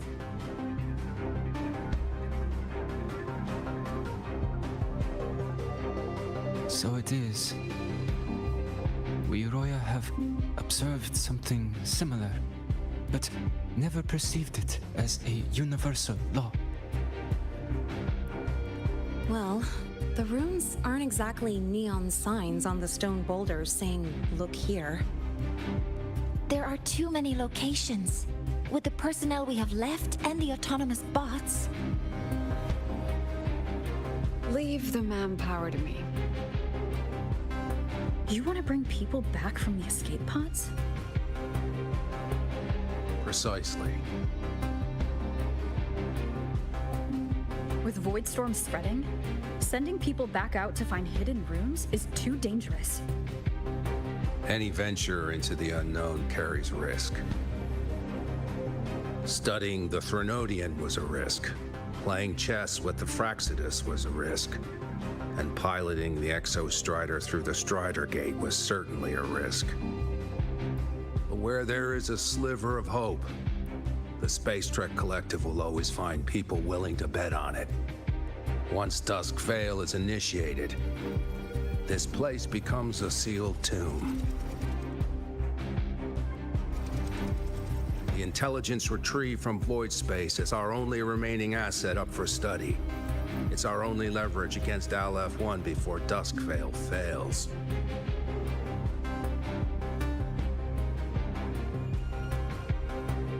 We have the capability, the responsibility, and the will to secure this void space data.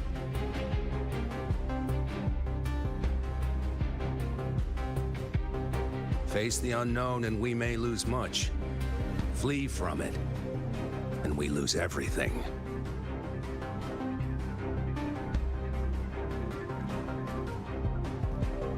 Then leave the Outer Woods to me. It's the most heavily contaminated area. If this is because of what happened to the Exostrider,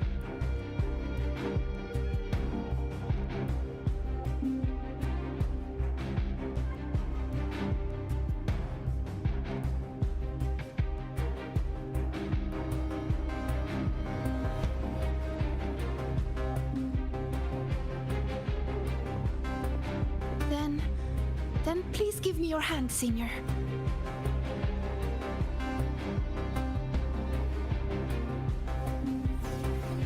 Use this. It will guide you to other Royan runes.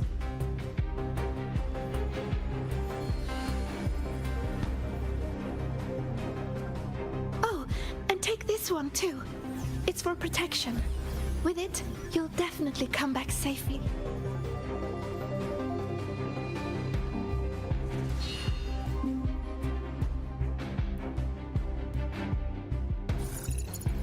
Clock starts now. Recover all Royan runes before Dusk Vale gets initiated.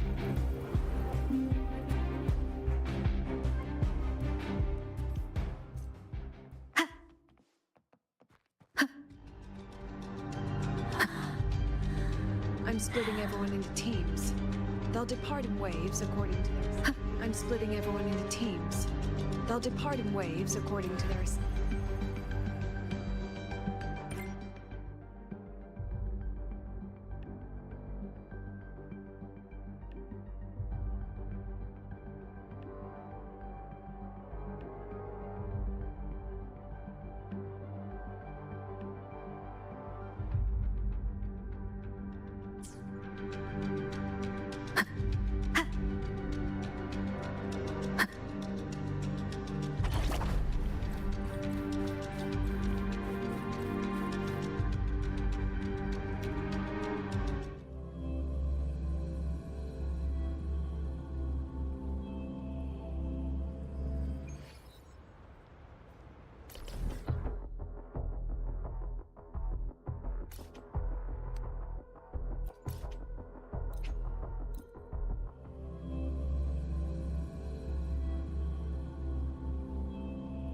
According to the map, the first one should be around here.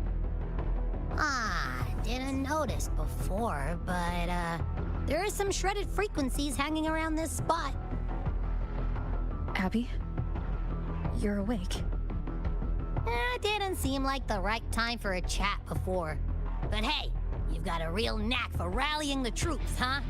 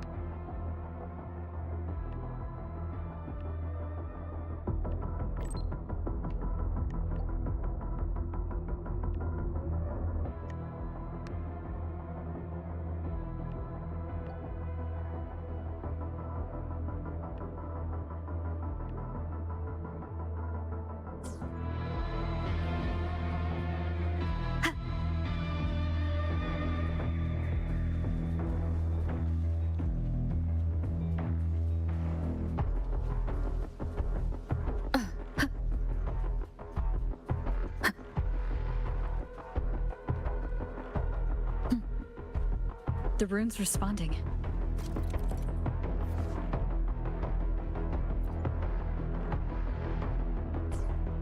Whoa, something's glowing over there. Those outer rune fragments. Line them up just right, and they might connect with the runes on the boulders. Let's try.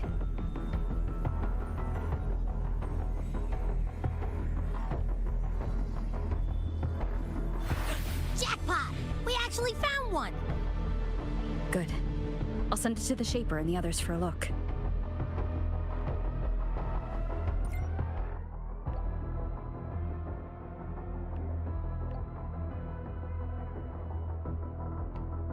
All right, on to the next room.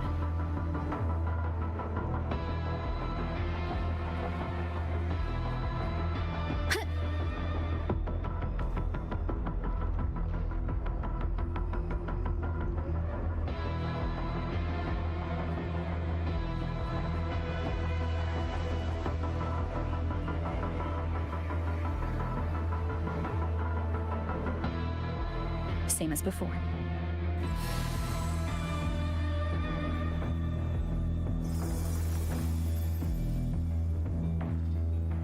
According to the mission details, there's still one left.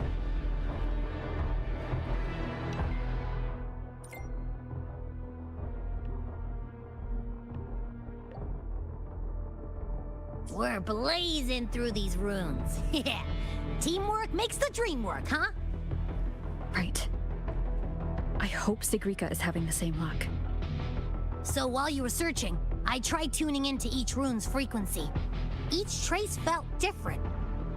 They're definitely real, but whatever's left behind is way too faint. Can't really this is the last one, right? Yeah.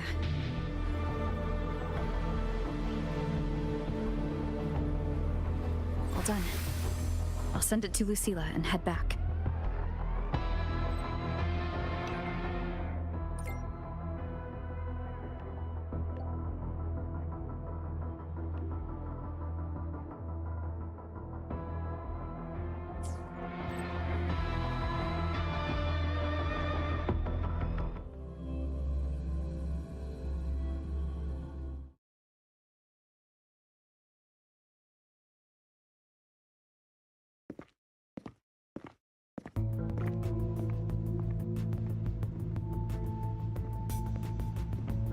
What's going on?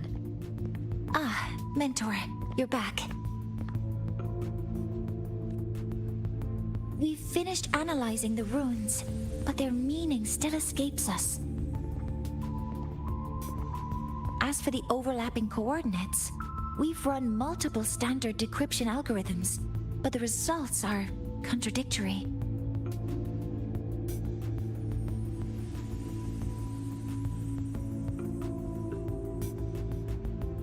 I'm no rune expert, but we have one here, don't we? She resonates with them. Who? Wait. Me?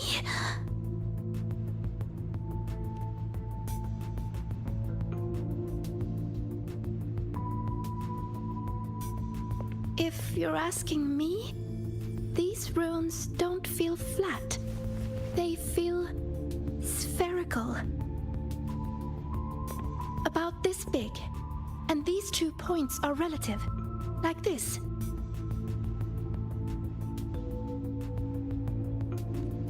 Three-dimensional coordinates. Orthographic projection.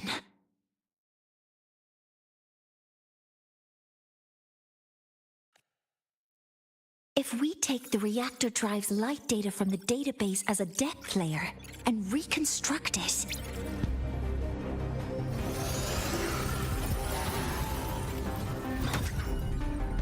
a map forms. The Royan ruins are conveying a spherical map.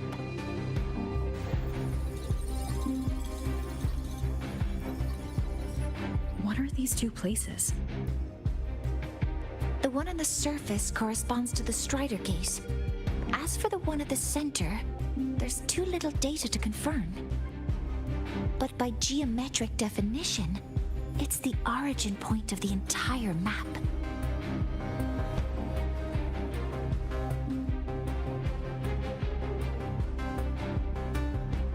the Exostrider. That must be where it is in void space. It's the only thing that could survive there. The lodestar Imeth was trying to show me.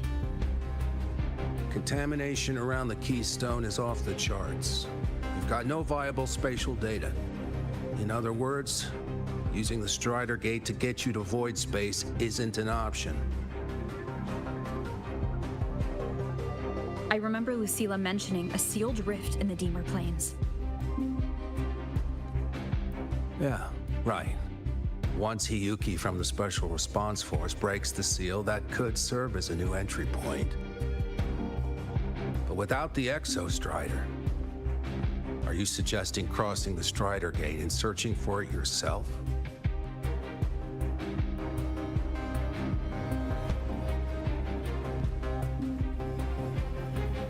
Now that we have a concrete map, I should be able to retrieve the Exostrider before my power of separation gives out.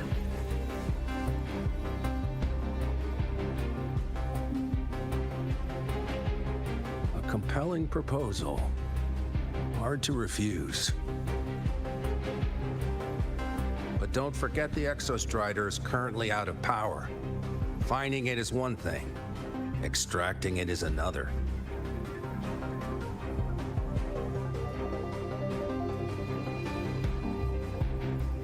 Then we set a hard deadline.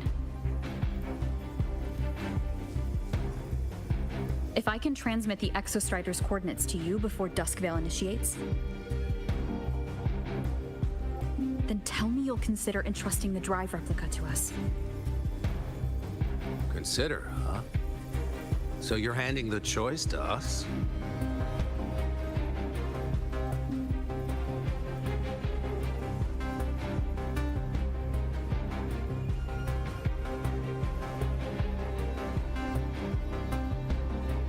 I'm not asking for a guarantee. I'm trusting you, the professionals on this side, to make the right call. Whatever that call is.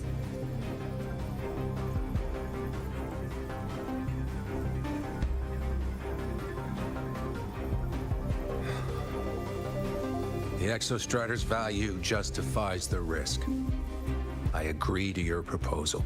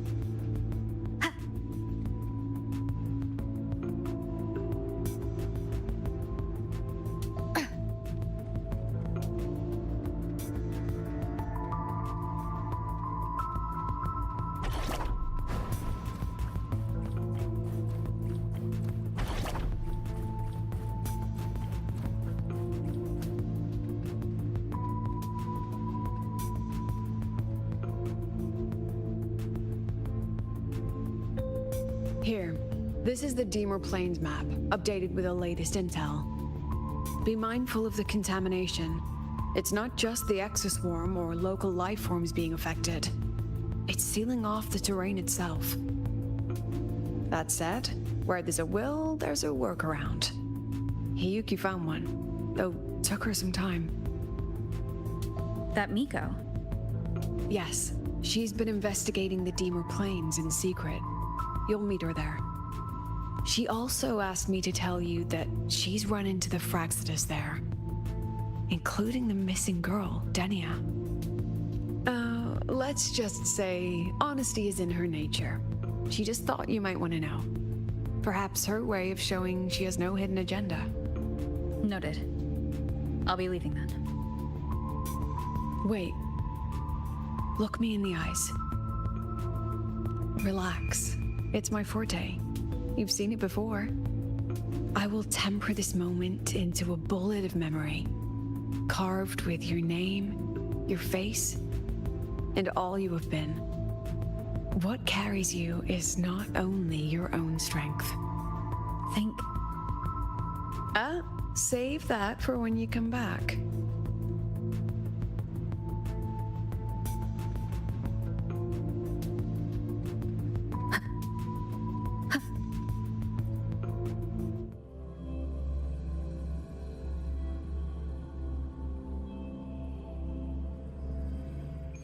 An entry point hidden in the Deemer Plains. Time to get to Bjarter Woods.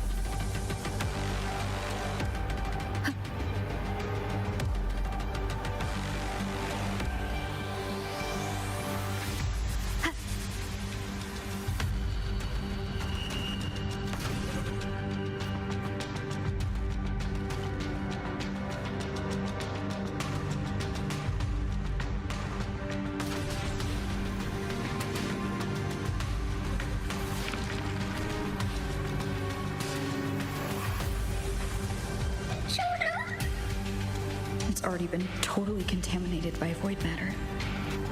Might be worse than I thought the lower I go. But the frost seems to be slowing the spread. That frequency. It feels like Hiyuki's.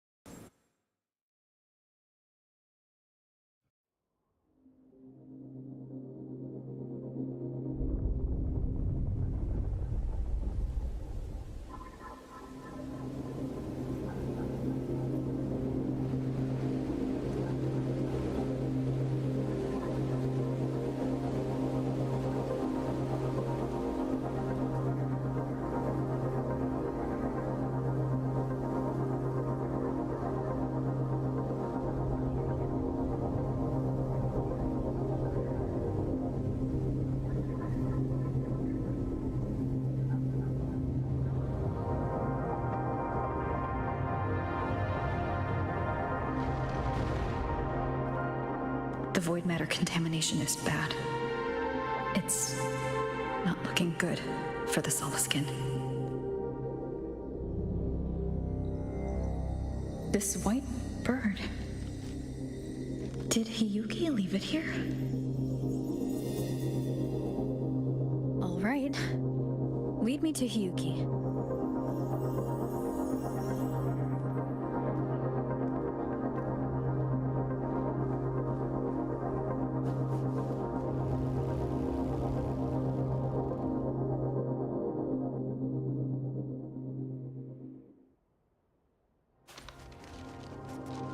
Where is it leading me?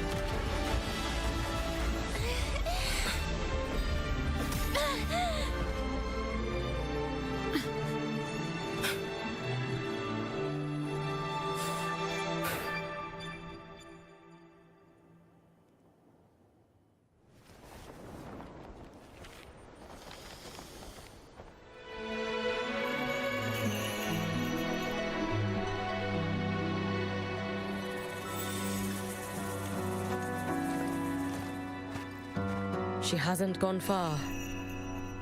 Probably watching us from the shadows.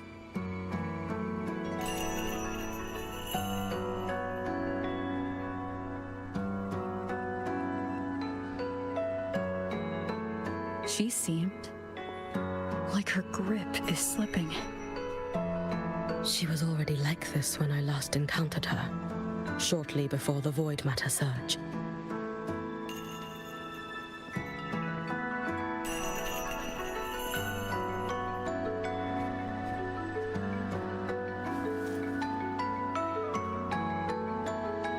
Hiyuki, when you fought Denia, did you see anything, like a shadowy hand? Yes. Then Denia was behind the incident beyond the Strider Gate. Could she also be responsible for the Academy's void matter surge? Lucilla contacted me. She said you intend to return beyond Strider Gate. The roads here have been swallowed by void matter. There is no direct passage.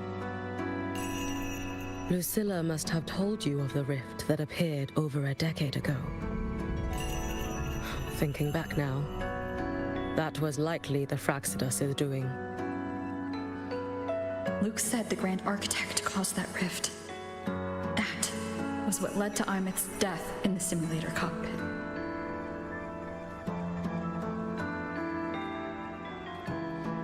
If they used a Threnodian frequency extracted from here to influence Denia, then the Space Trek Collective was already infiltrated from the beginning. The Threnodian surge now could be their attempt to force the girl to master that power. Or perhaps that power within her has simply broken its leash. Long ago, I sealed a portion of my own power there to help aid the Solvane Heartwood resist the Threnodian. Break the seal, and you will pass through the rift to reach the void matter depths beyond it. Understood. I'm relying on you. Let's go. Time isn't on our side.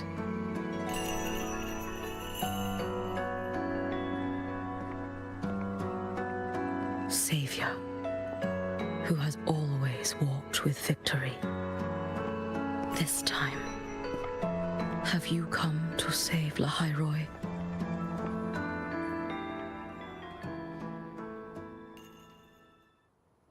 This is...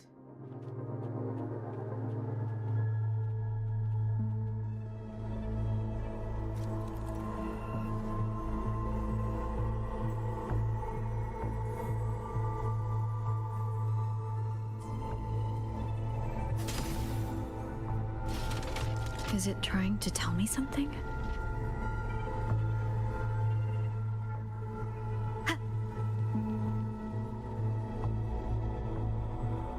Aleph 1 seems to hold little interest in anything besides humans. Most of the structures it devoured have drifted here.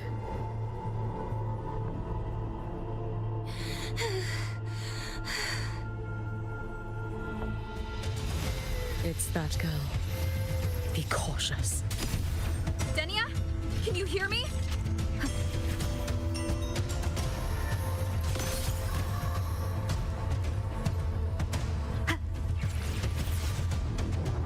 I will handle this.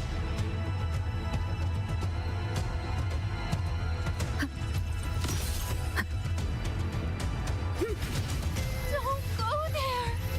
Please! You can't! Watch out!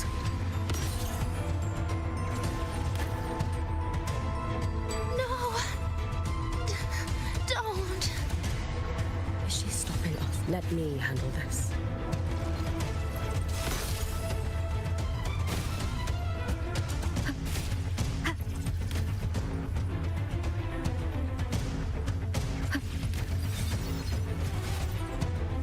It's fine.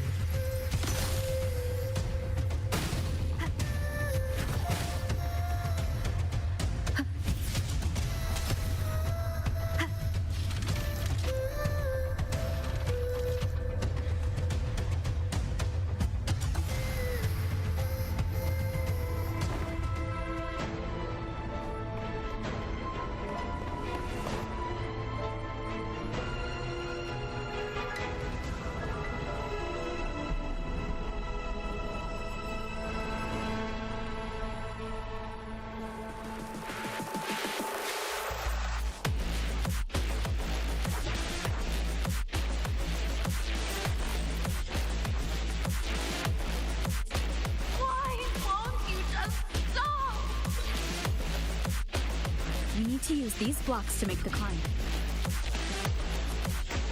It will eat you.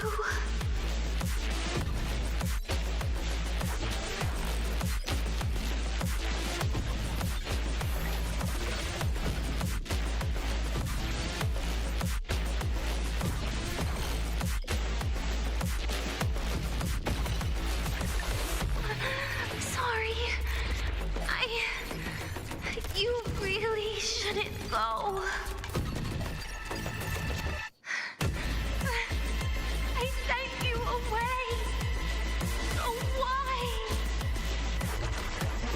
So it was you, Denya, the one who pushed me out of void space.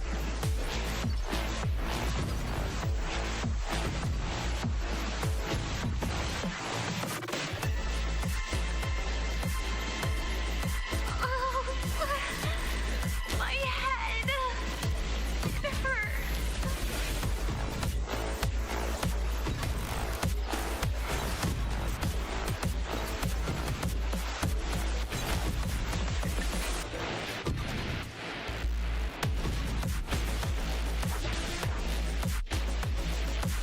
No. Playtime's over.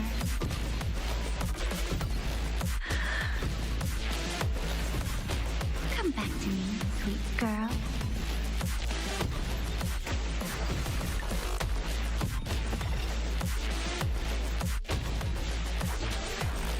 No!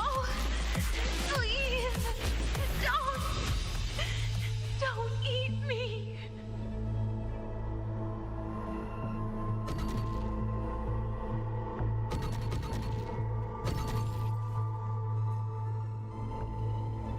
That child's state. She did not appear to be under complete control. It was Denia herself who stopped us. Let's go. We need to get up there first. Got it.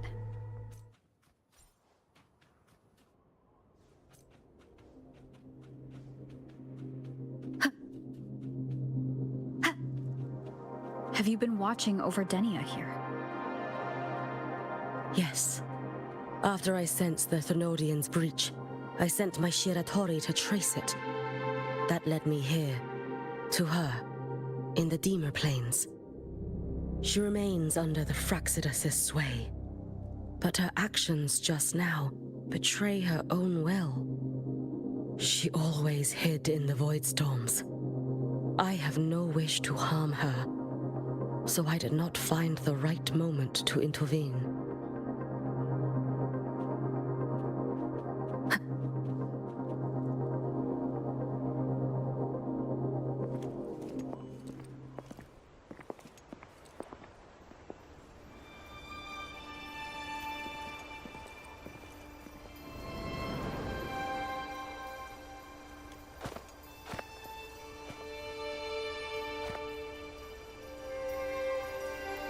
Wait here.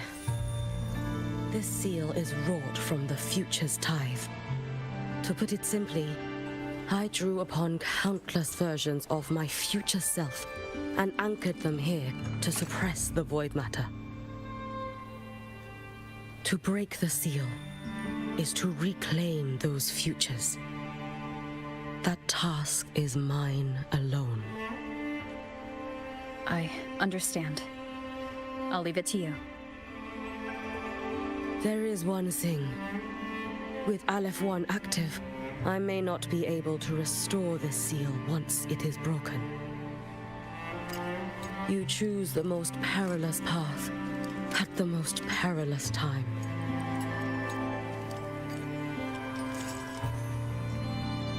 I know your strength. I know your history of victory.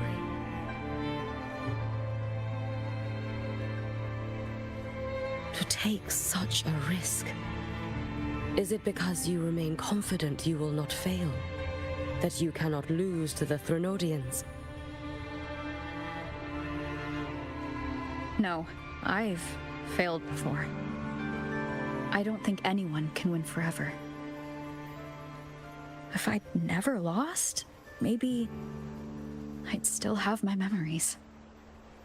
I wouldn't need to start over. and Solaris would be free from the lament.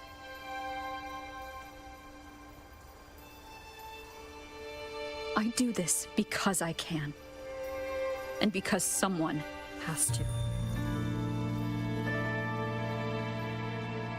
And what if you fail?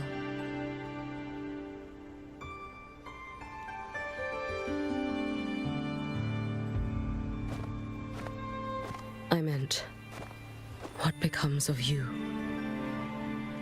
Maybe I'll be lost to void space. Maybe I'll find a way to turn the tide. I can't know right now. But if I don't try, there's no way I'll ever know.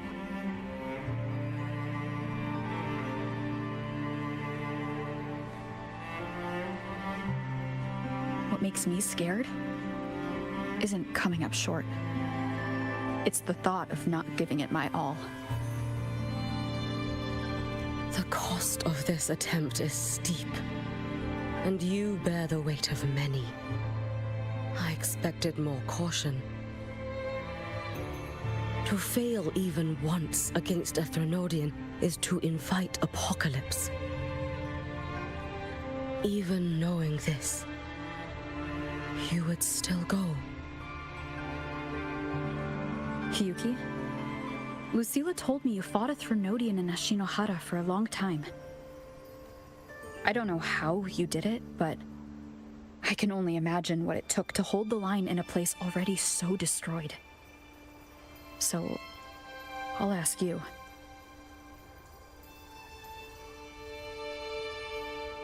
Did you fight in Ashinohara because you were certain you would win?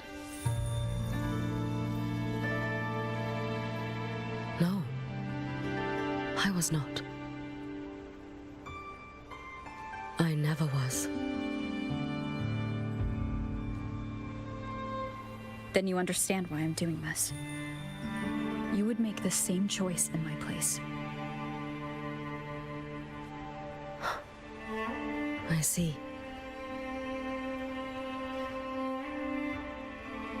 I will attend to the seal of flaming Sakura. It will not take long.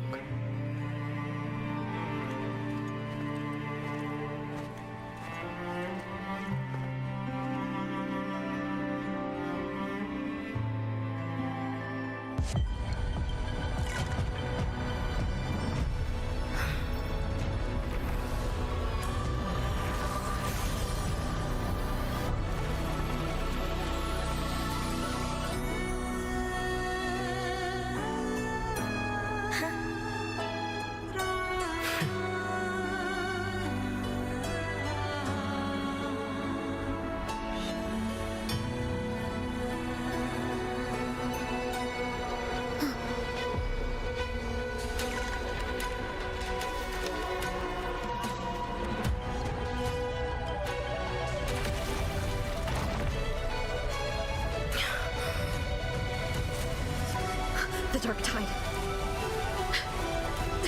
Hiyuki, let me help! No need. I must do this myself.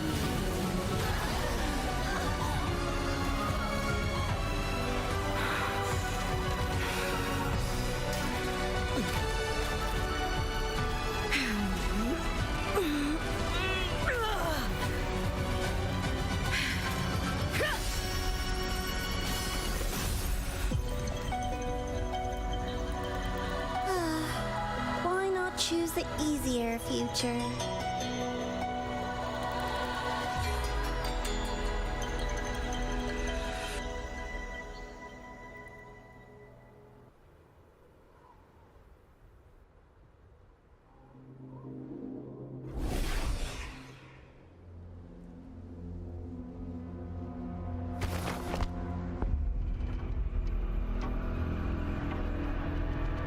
The girl.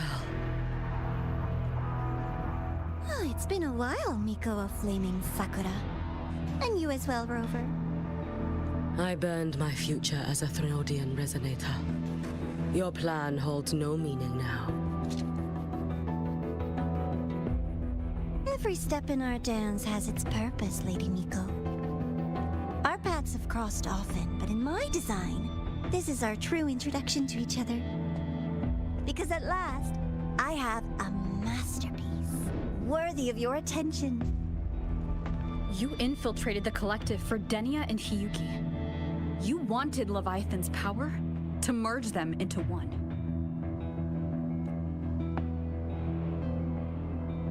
Denia was always a Fraxidus creation. She's honored to be used as intended. A creation? The Mia disappointment made me think.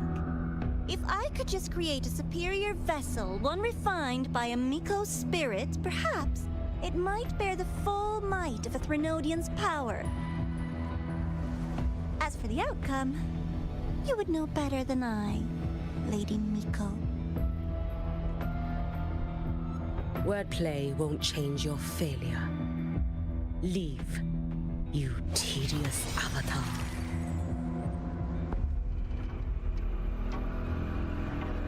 Failure? No. Listen, you two. I'm just showing Solaris another possibility. If we made one Denia, we can make another. And another. Until we hold a complete obedient Threnodian resonator in our hands. Your own borrowed future showed you that. A true Threnodian resonator will exist.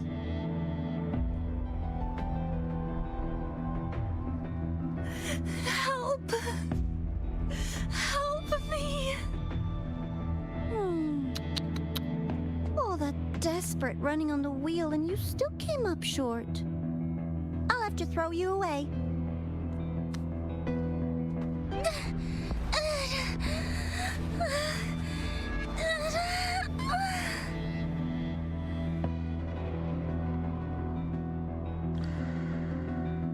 She can deny it all she likes, but the void in her heart is the same as Aleph One's.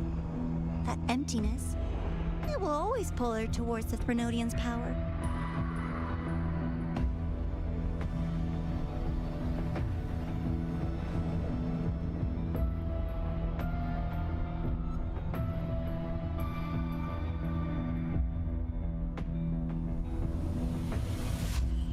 Chase her if you must. You do so love playing the savior, Rover. As for this avatar, I'll spare you the trouble.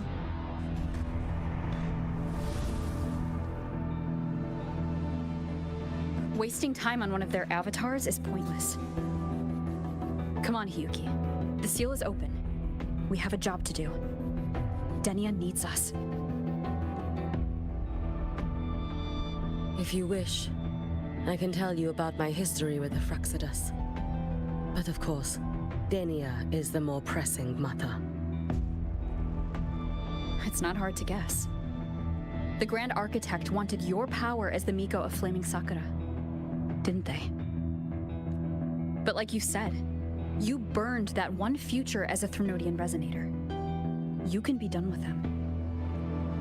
Right now, Denia's state is what worries me. I fear that child may already be.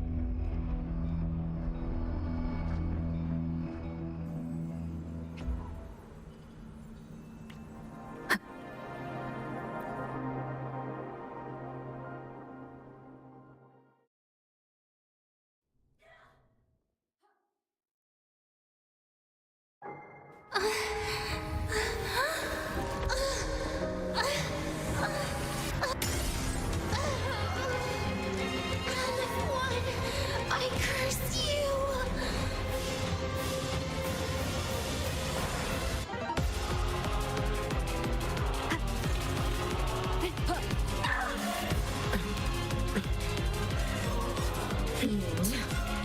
The Space Trek Collective. All this running around for nothing.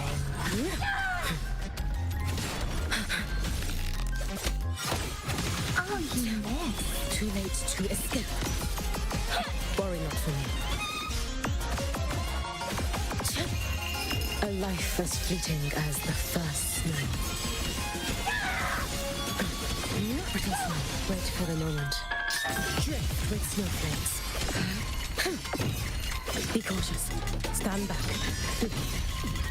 I cannot fall now. Wind calls. Waves follow. Seriously, just call it quits. Tempest of slashes. Annihilation.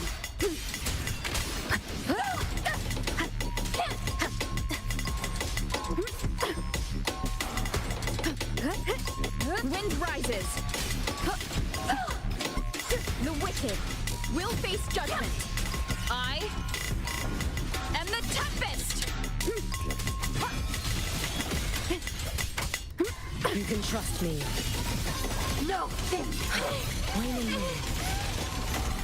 You prepared for this, have you not? No time. Why won't Be you? cautious. Stand back. Still refusing to turn back.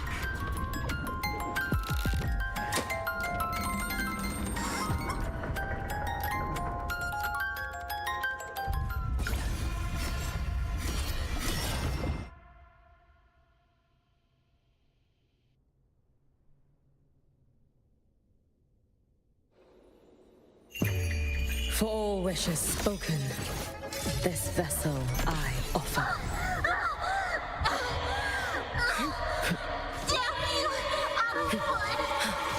You should have run. Wind calls. Waves follow.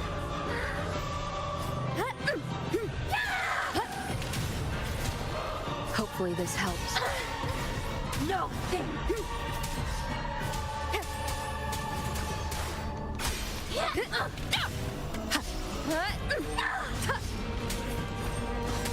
You can trust me.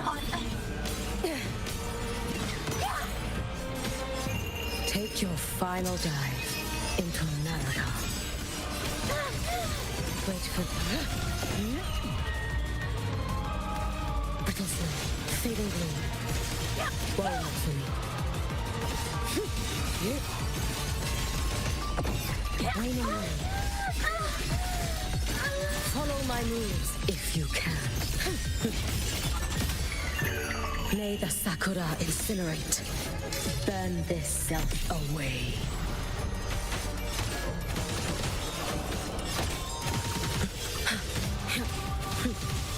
Too late to escape.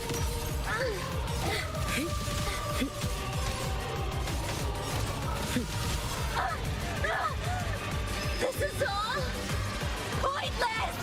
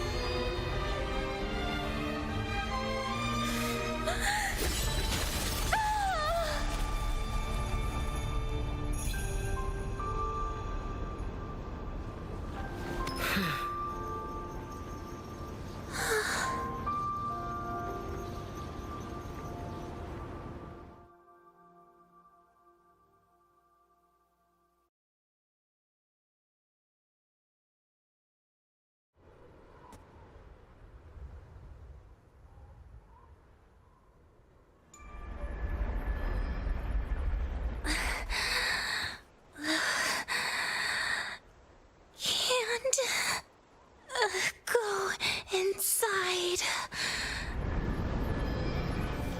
Rest now.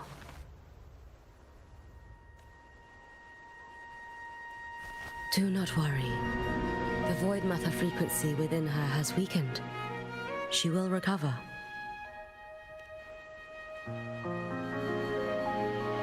Forgive me, but I believe waiting for the void matter to spread would take too long.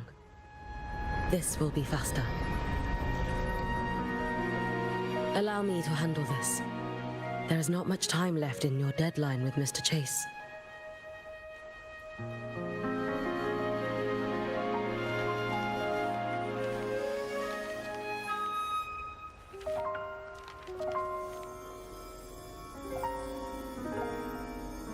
My Shiratori can guide you through void matter, but the concentrations here go beyond its strength. So I will draw upon a future where I learned to fully channel its power. It will protect you and help you find the path you seek.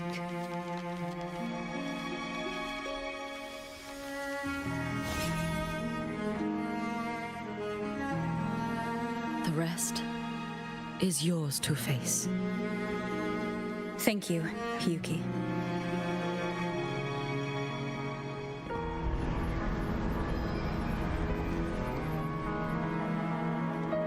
I've read the Space Trek Collector's report on Imeth. She wrote that her intention is saving the world. Lucilla said you are her family. I suppose you must be the reason she held that vision. Do you regret it? Leading her to the Savior's path, to a life of pain and struggle. One must walk this path alone in order to protect. And those who walk it out of admiration will lose themselves in the mire. No, Hiyuki. I don't seek Imeth to confess my regrets. I want to find her, so I can tell her. I hope to make you proud. I hope I haven't let you down. I've always been proud of her. She chose to walk this path with me, so I know I'm not alone. Should I ever fail, I know there will be someone who will continue to protect Solaris. With your extraordinary strength, that is indeed possible. But for those who are too weak to save others, there is only futility waiting at the end. As I learned when I failed to save Ashinohara. All I can do now is hold my Sutsu tightly to ensure that after Hiyuki, there will be no more Miko of Flaming Sakura. That is all that remains. From the High Roy to the distant lands of Jinzhou and Rinasida, people rise up to fight the Threnodians. I've been part of that fight. But to pretend I'm the only reason they're standing? That everything fails if I do? That's arrogance. It's an insult to everyone else choosing to stand their ground. My victories were never mine alone. If even one person makes it to the end of this road, then we're still winning. Hiyuki, when you're walking alone and feel that weight, just stop for a moment. Look around. Stop.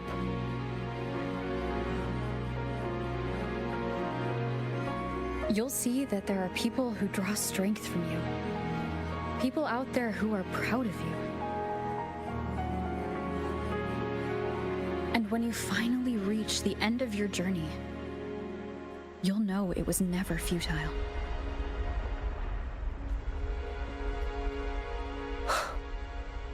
How enviably brilliant.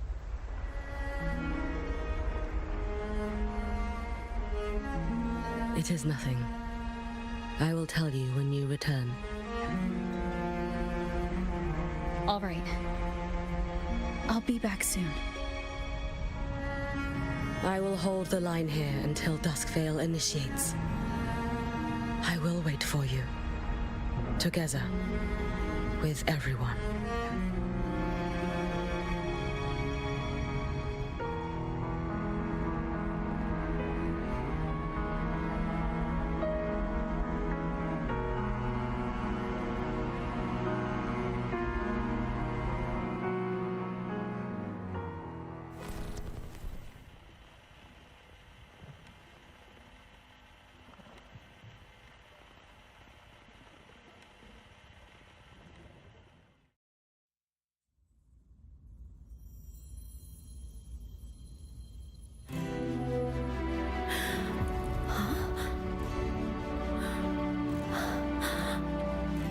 Exostrider?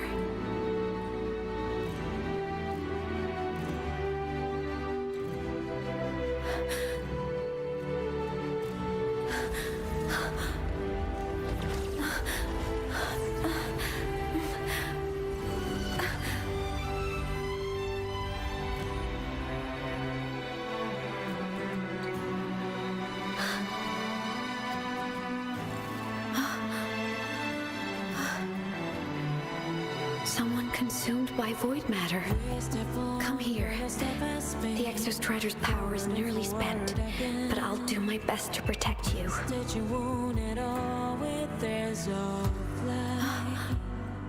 This frequency. No! Your existence is already nearly...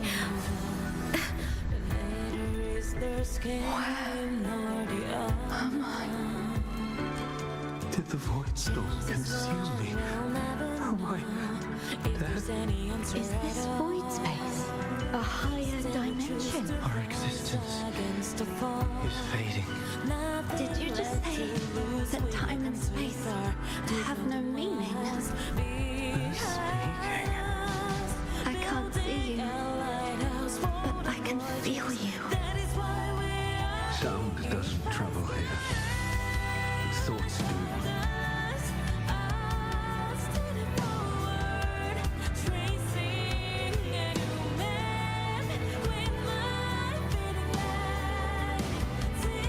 The Exostrider? Why is the Exostrider here? What happened? The light. What should we do?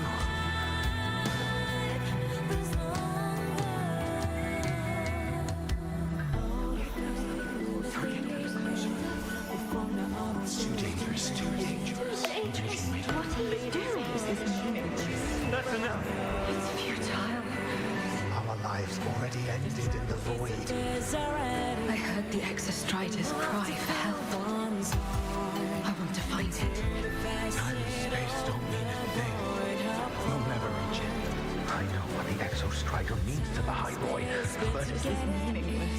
You want to save it? How? It's futile. But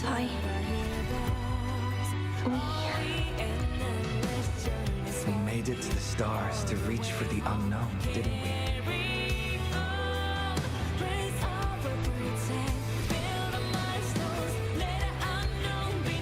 Just another step on a long road of discovery. You...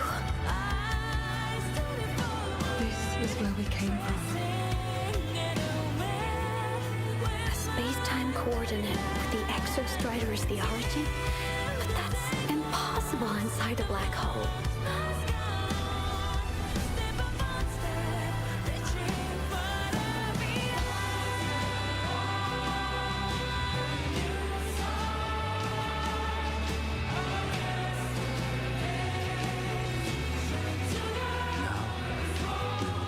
The path with the future.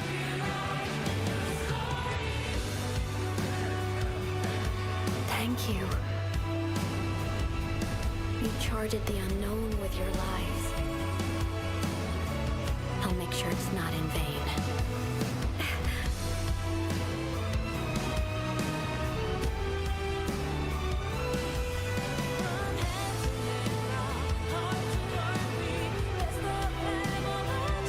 The light of the origin point.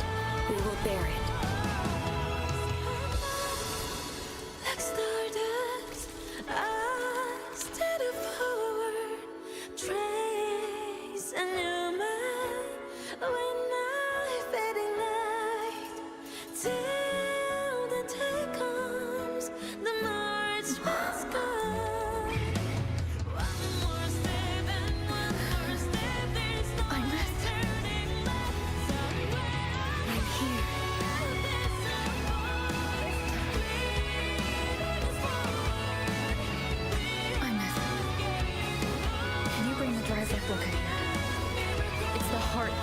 the exostrider. Don't worry. This time, we'll save the world together. Okay. I'll bring you back humanity's hope. So, wait for me.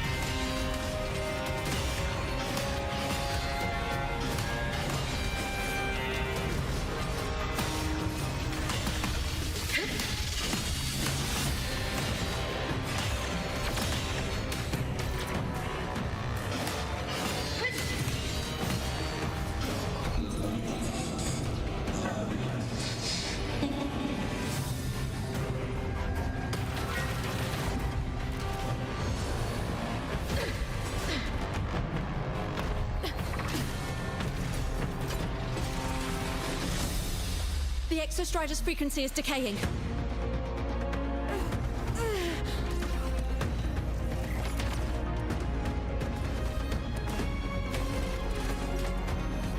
Its reading is about to flatline.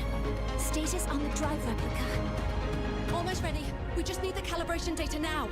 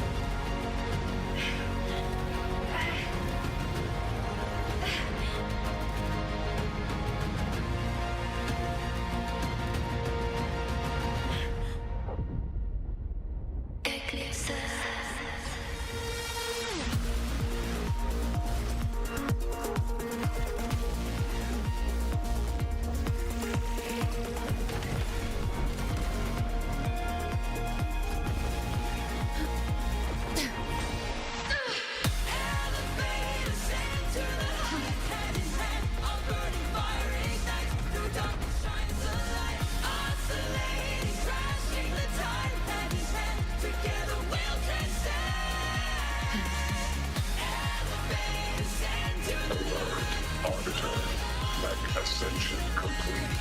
Systems at peak. Ready to re-engage enemy. Exostrider, you're awake. Assessment. A human heart is now operational within me. I can now speak with their voice.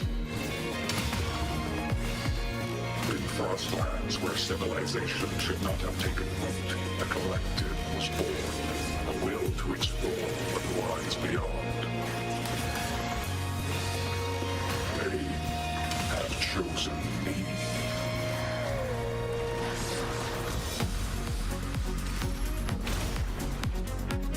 Engage.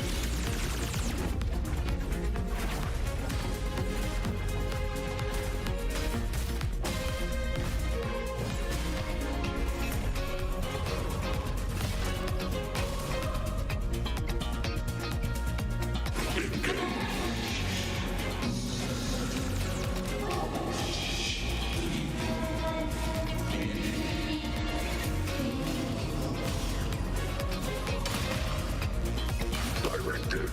I voyaged here to fulfill my mission. Life on this planet has the right to explore the vastness of the cosmos.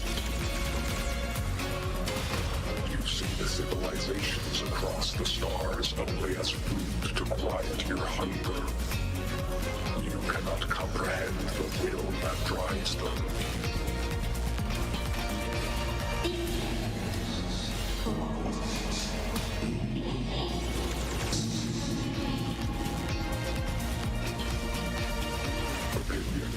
Even if humanity's final frontier is an endless void, it is not proof of a meaningless pursuit, LF1.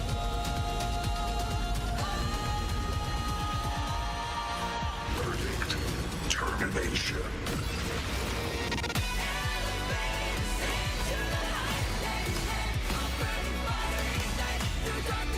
Engage. Gravity module.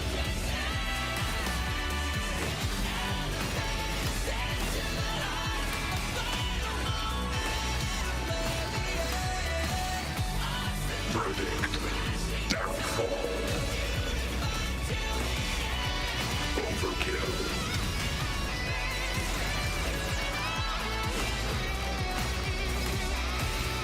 Execute.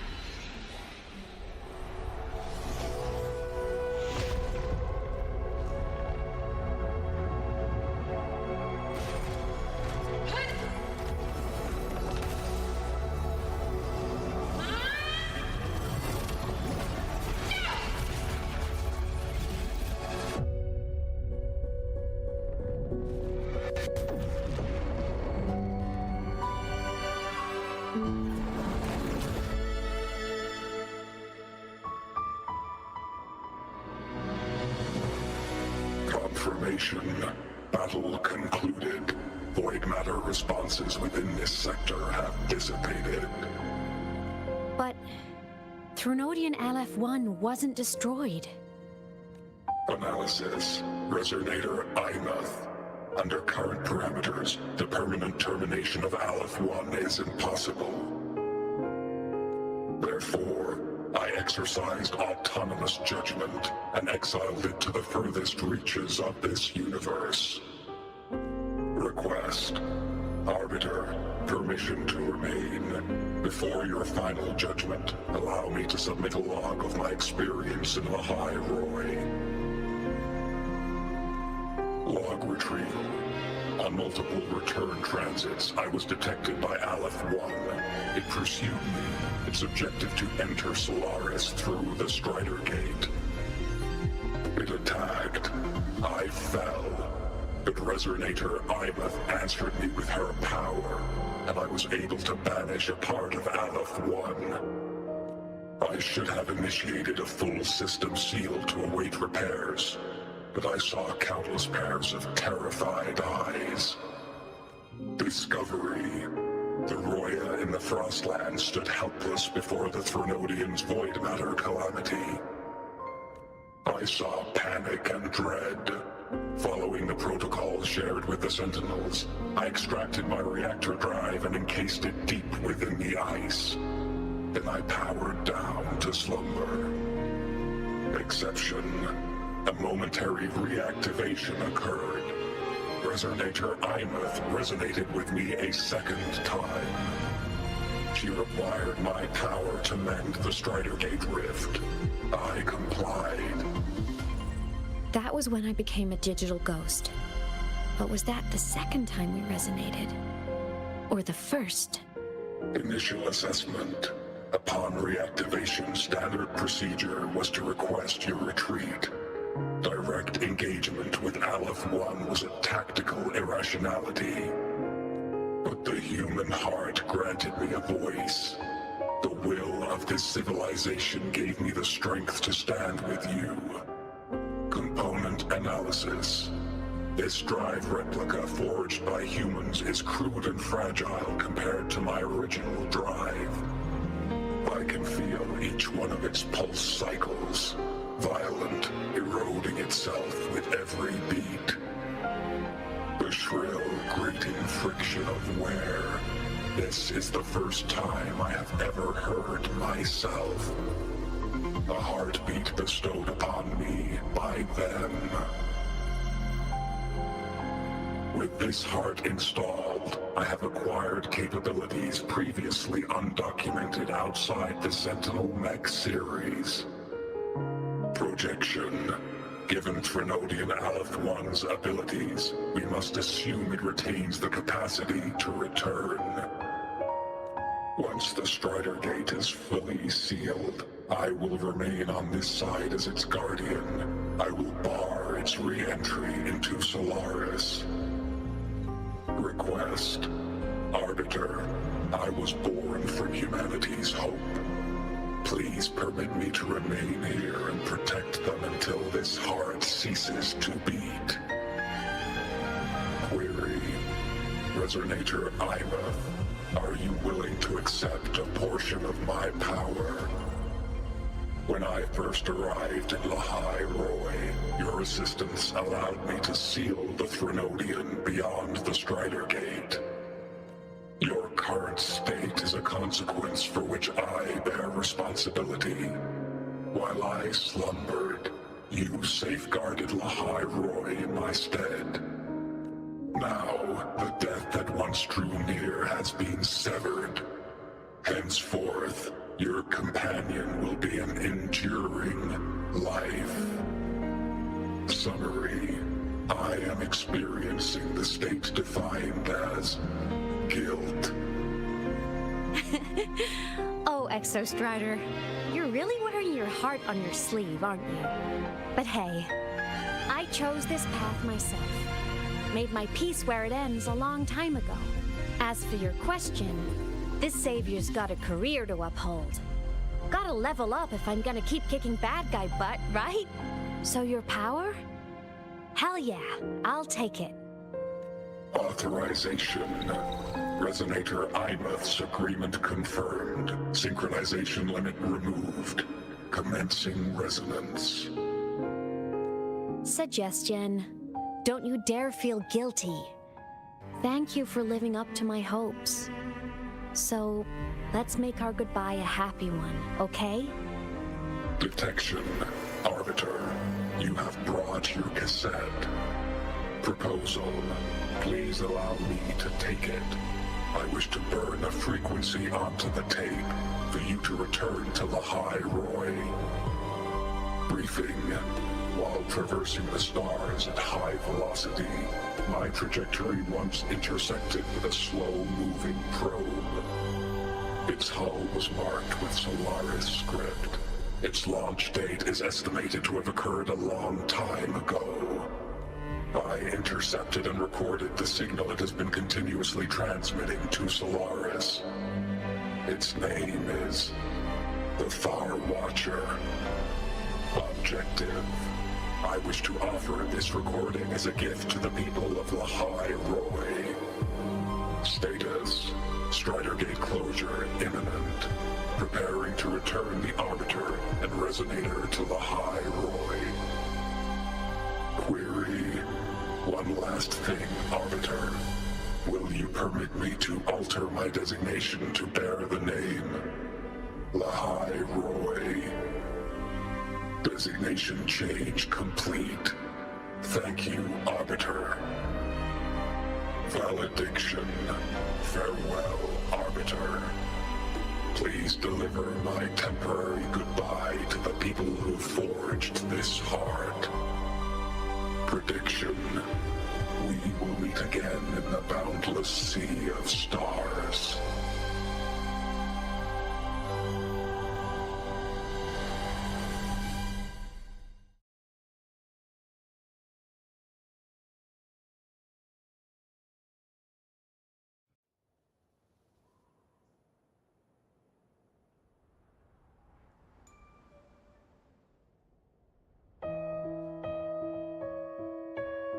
It's been so long since I last saw Solaris.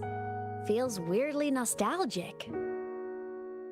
Now that Aleph 1's been kicked to the cosmic curb, Lahai Roy can finally breathe easy. I was gonna say we saved the world this time, but honestly, it was the explorers who fell into the void matter. They're the ones who mapped that data on me and the Exostrider inside the Threnodian's black hole. All I did was burn their findings onto a cassette for you. And it was the people of Lahai Roy who decoded the cassette and forged the drive replica. That's what let the Exostrider finally cast the Threnodian out. So, this wasn't a story about heroes saving the world. It was the world saving its heroes, right? Yes. And now, we're home.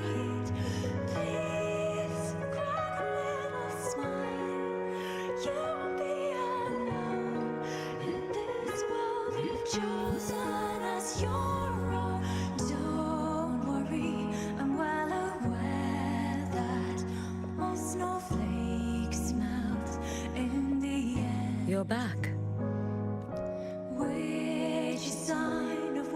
Yeah, I'm back now. So I'll dance flamboyantly into that good night.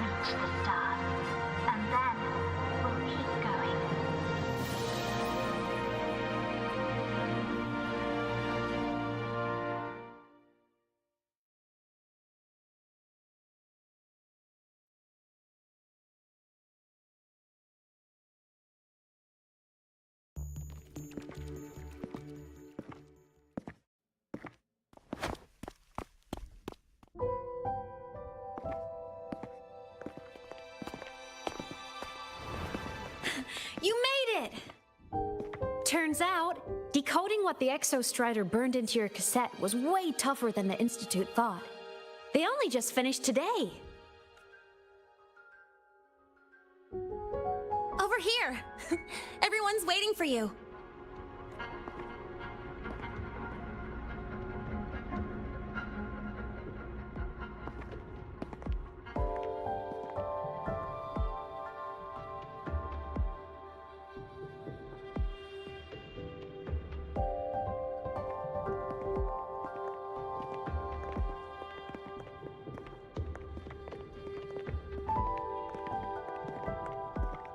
What could it possibly be? Oh, I can't wait to find out.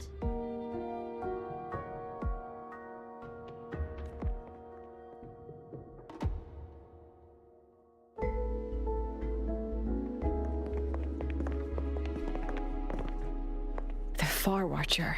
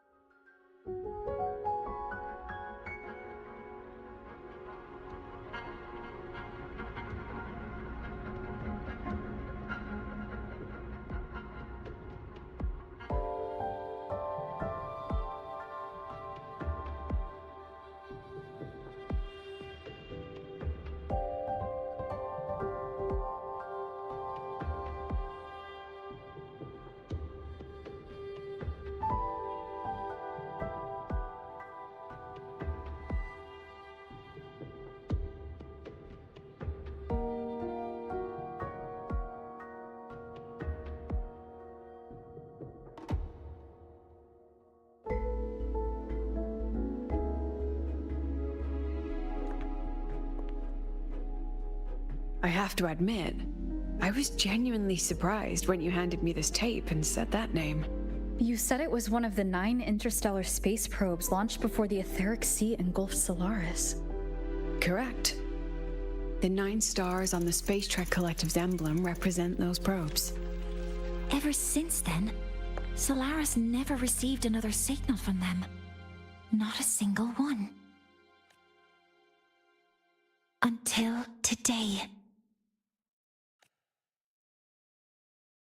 Professor Mornier, you may begin playback.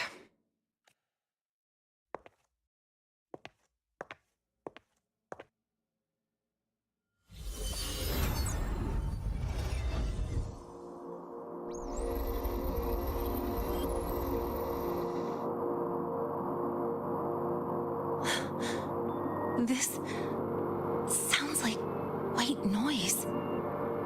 Judging by the cassette's data, they're sounds the Far Watcher recorded while drifting through different galaxies. Sounds that have been lost to us for centuries. Silenced by the etheric sea. So that's why the Exostrider wanted to give these recordings to the explorers of Lahai Roi today. Because this is a gift from light years away, sent by the explorers of Lahai Roi's past.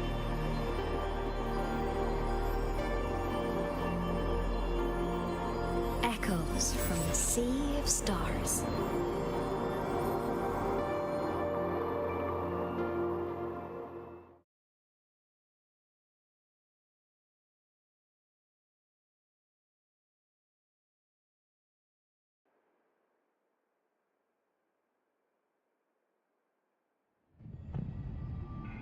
The Space Trek Collective has taken in that Denia girl, just as you wished, Grand Architect. Just let them care for the little doll for now. Such an extraordinary performance. I'm sure I can find another role for her later. All retrieved data has been processed, awaiting review at your leisure. May I ask what you plan to do next? Plans are progressing everywhere, it seems. I've dallied in Lahairoi long enough. Time to stretch my legs. Cristoforo, be a dear and run a message to Eris in the new Federation for me. Understood. Though I suspect the Vice Architect will begrudge once more your sending me to disturb their precious quiet.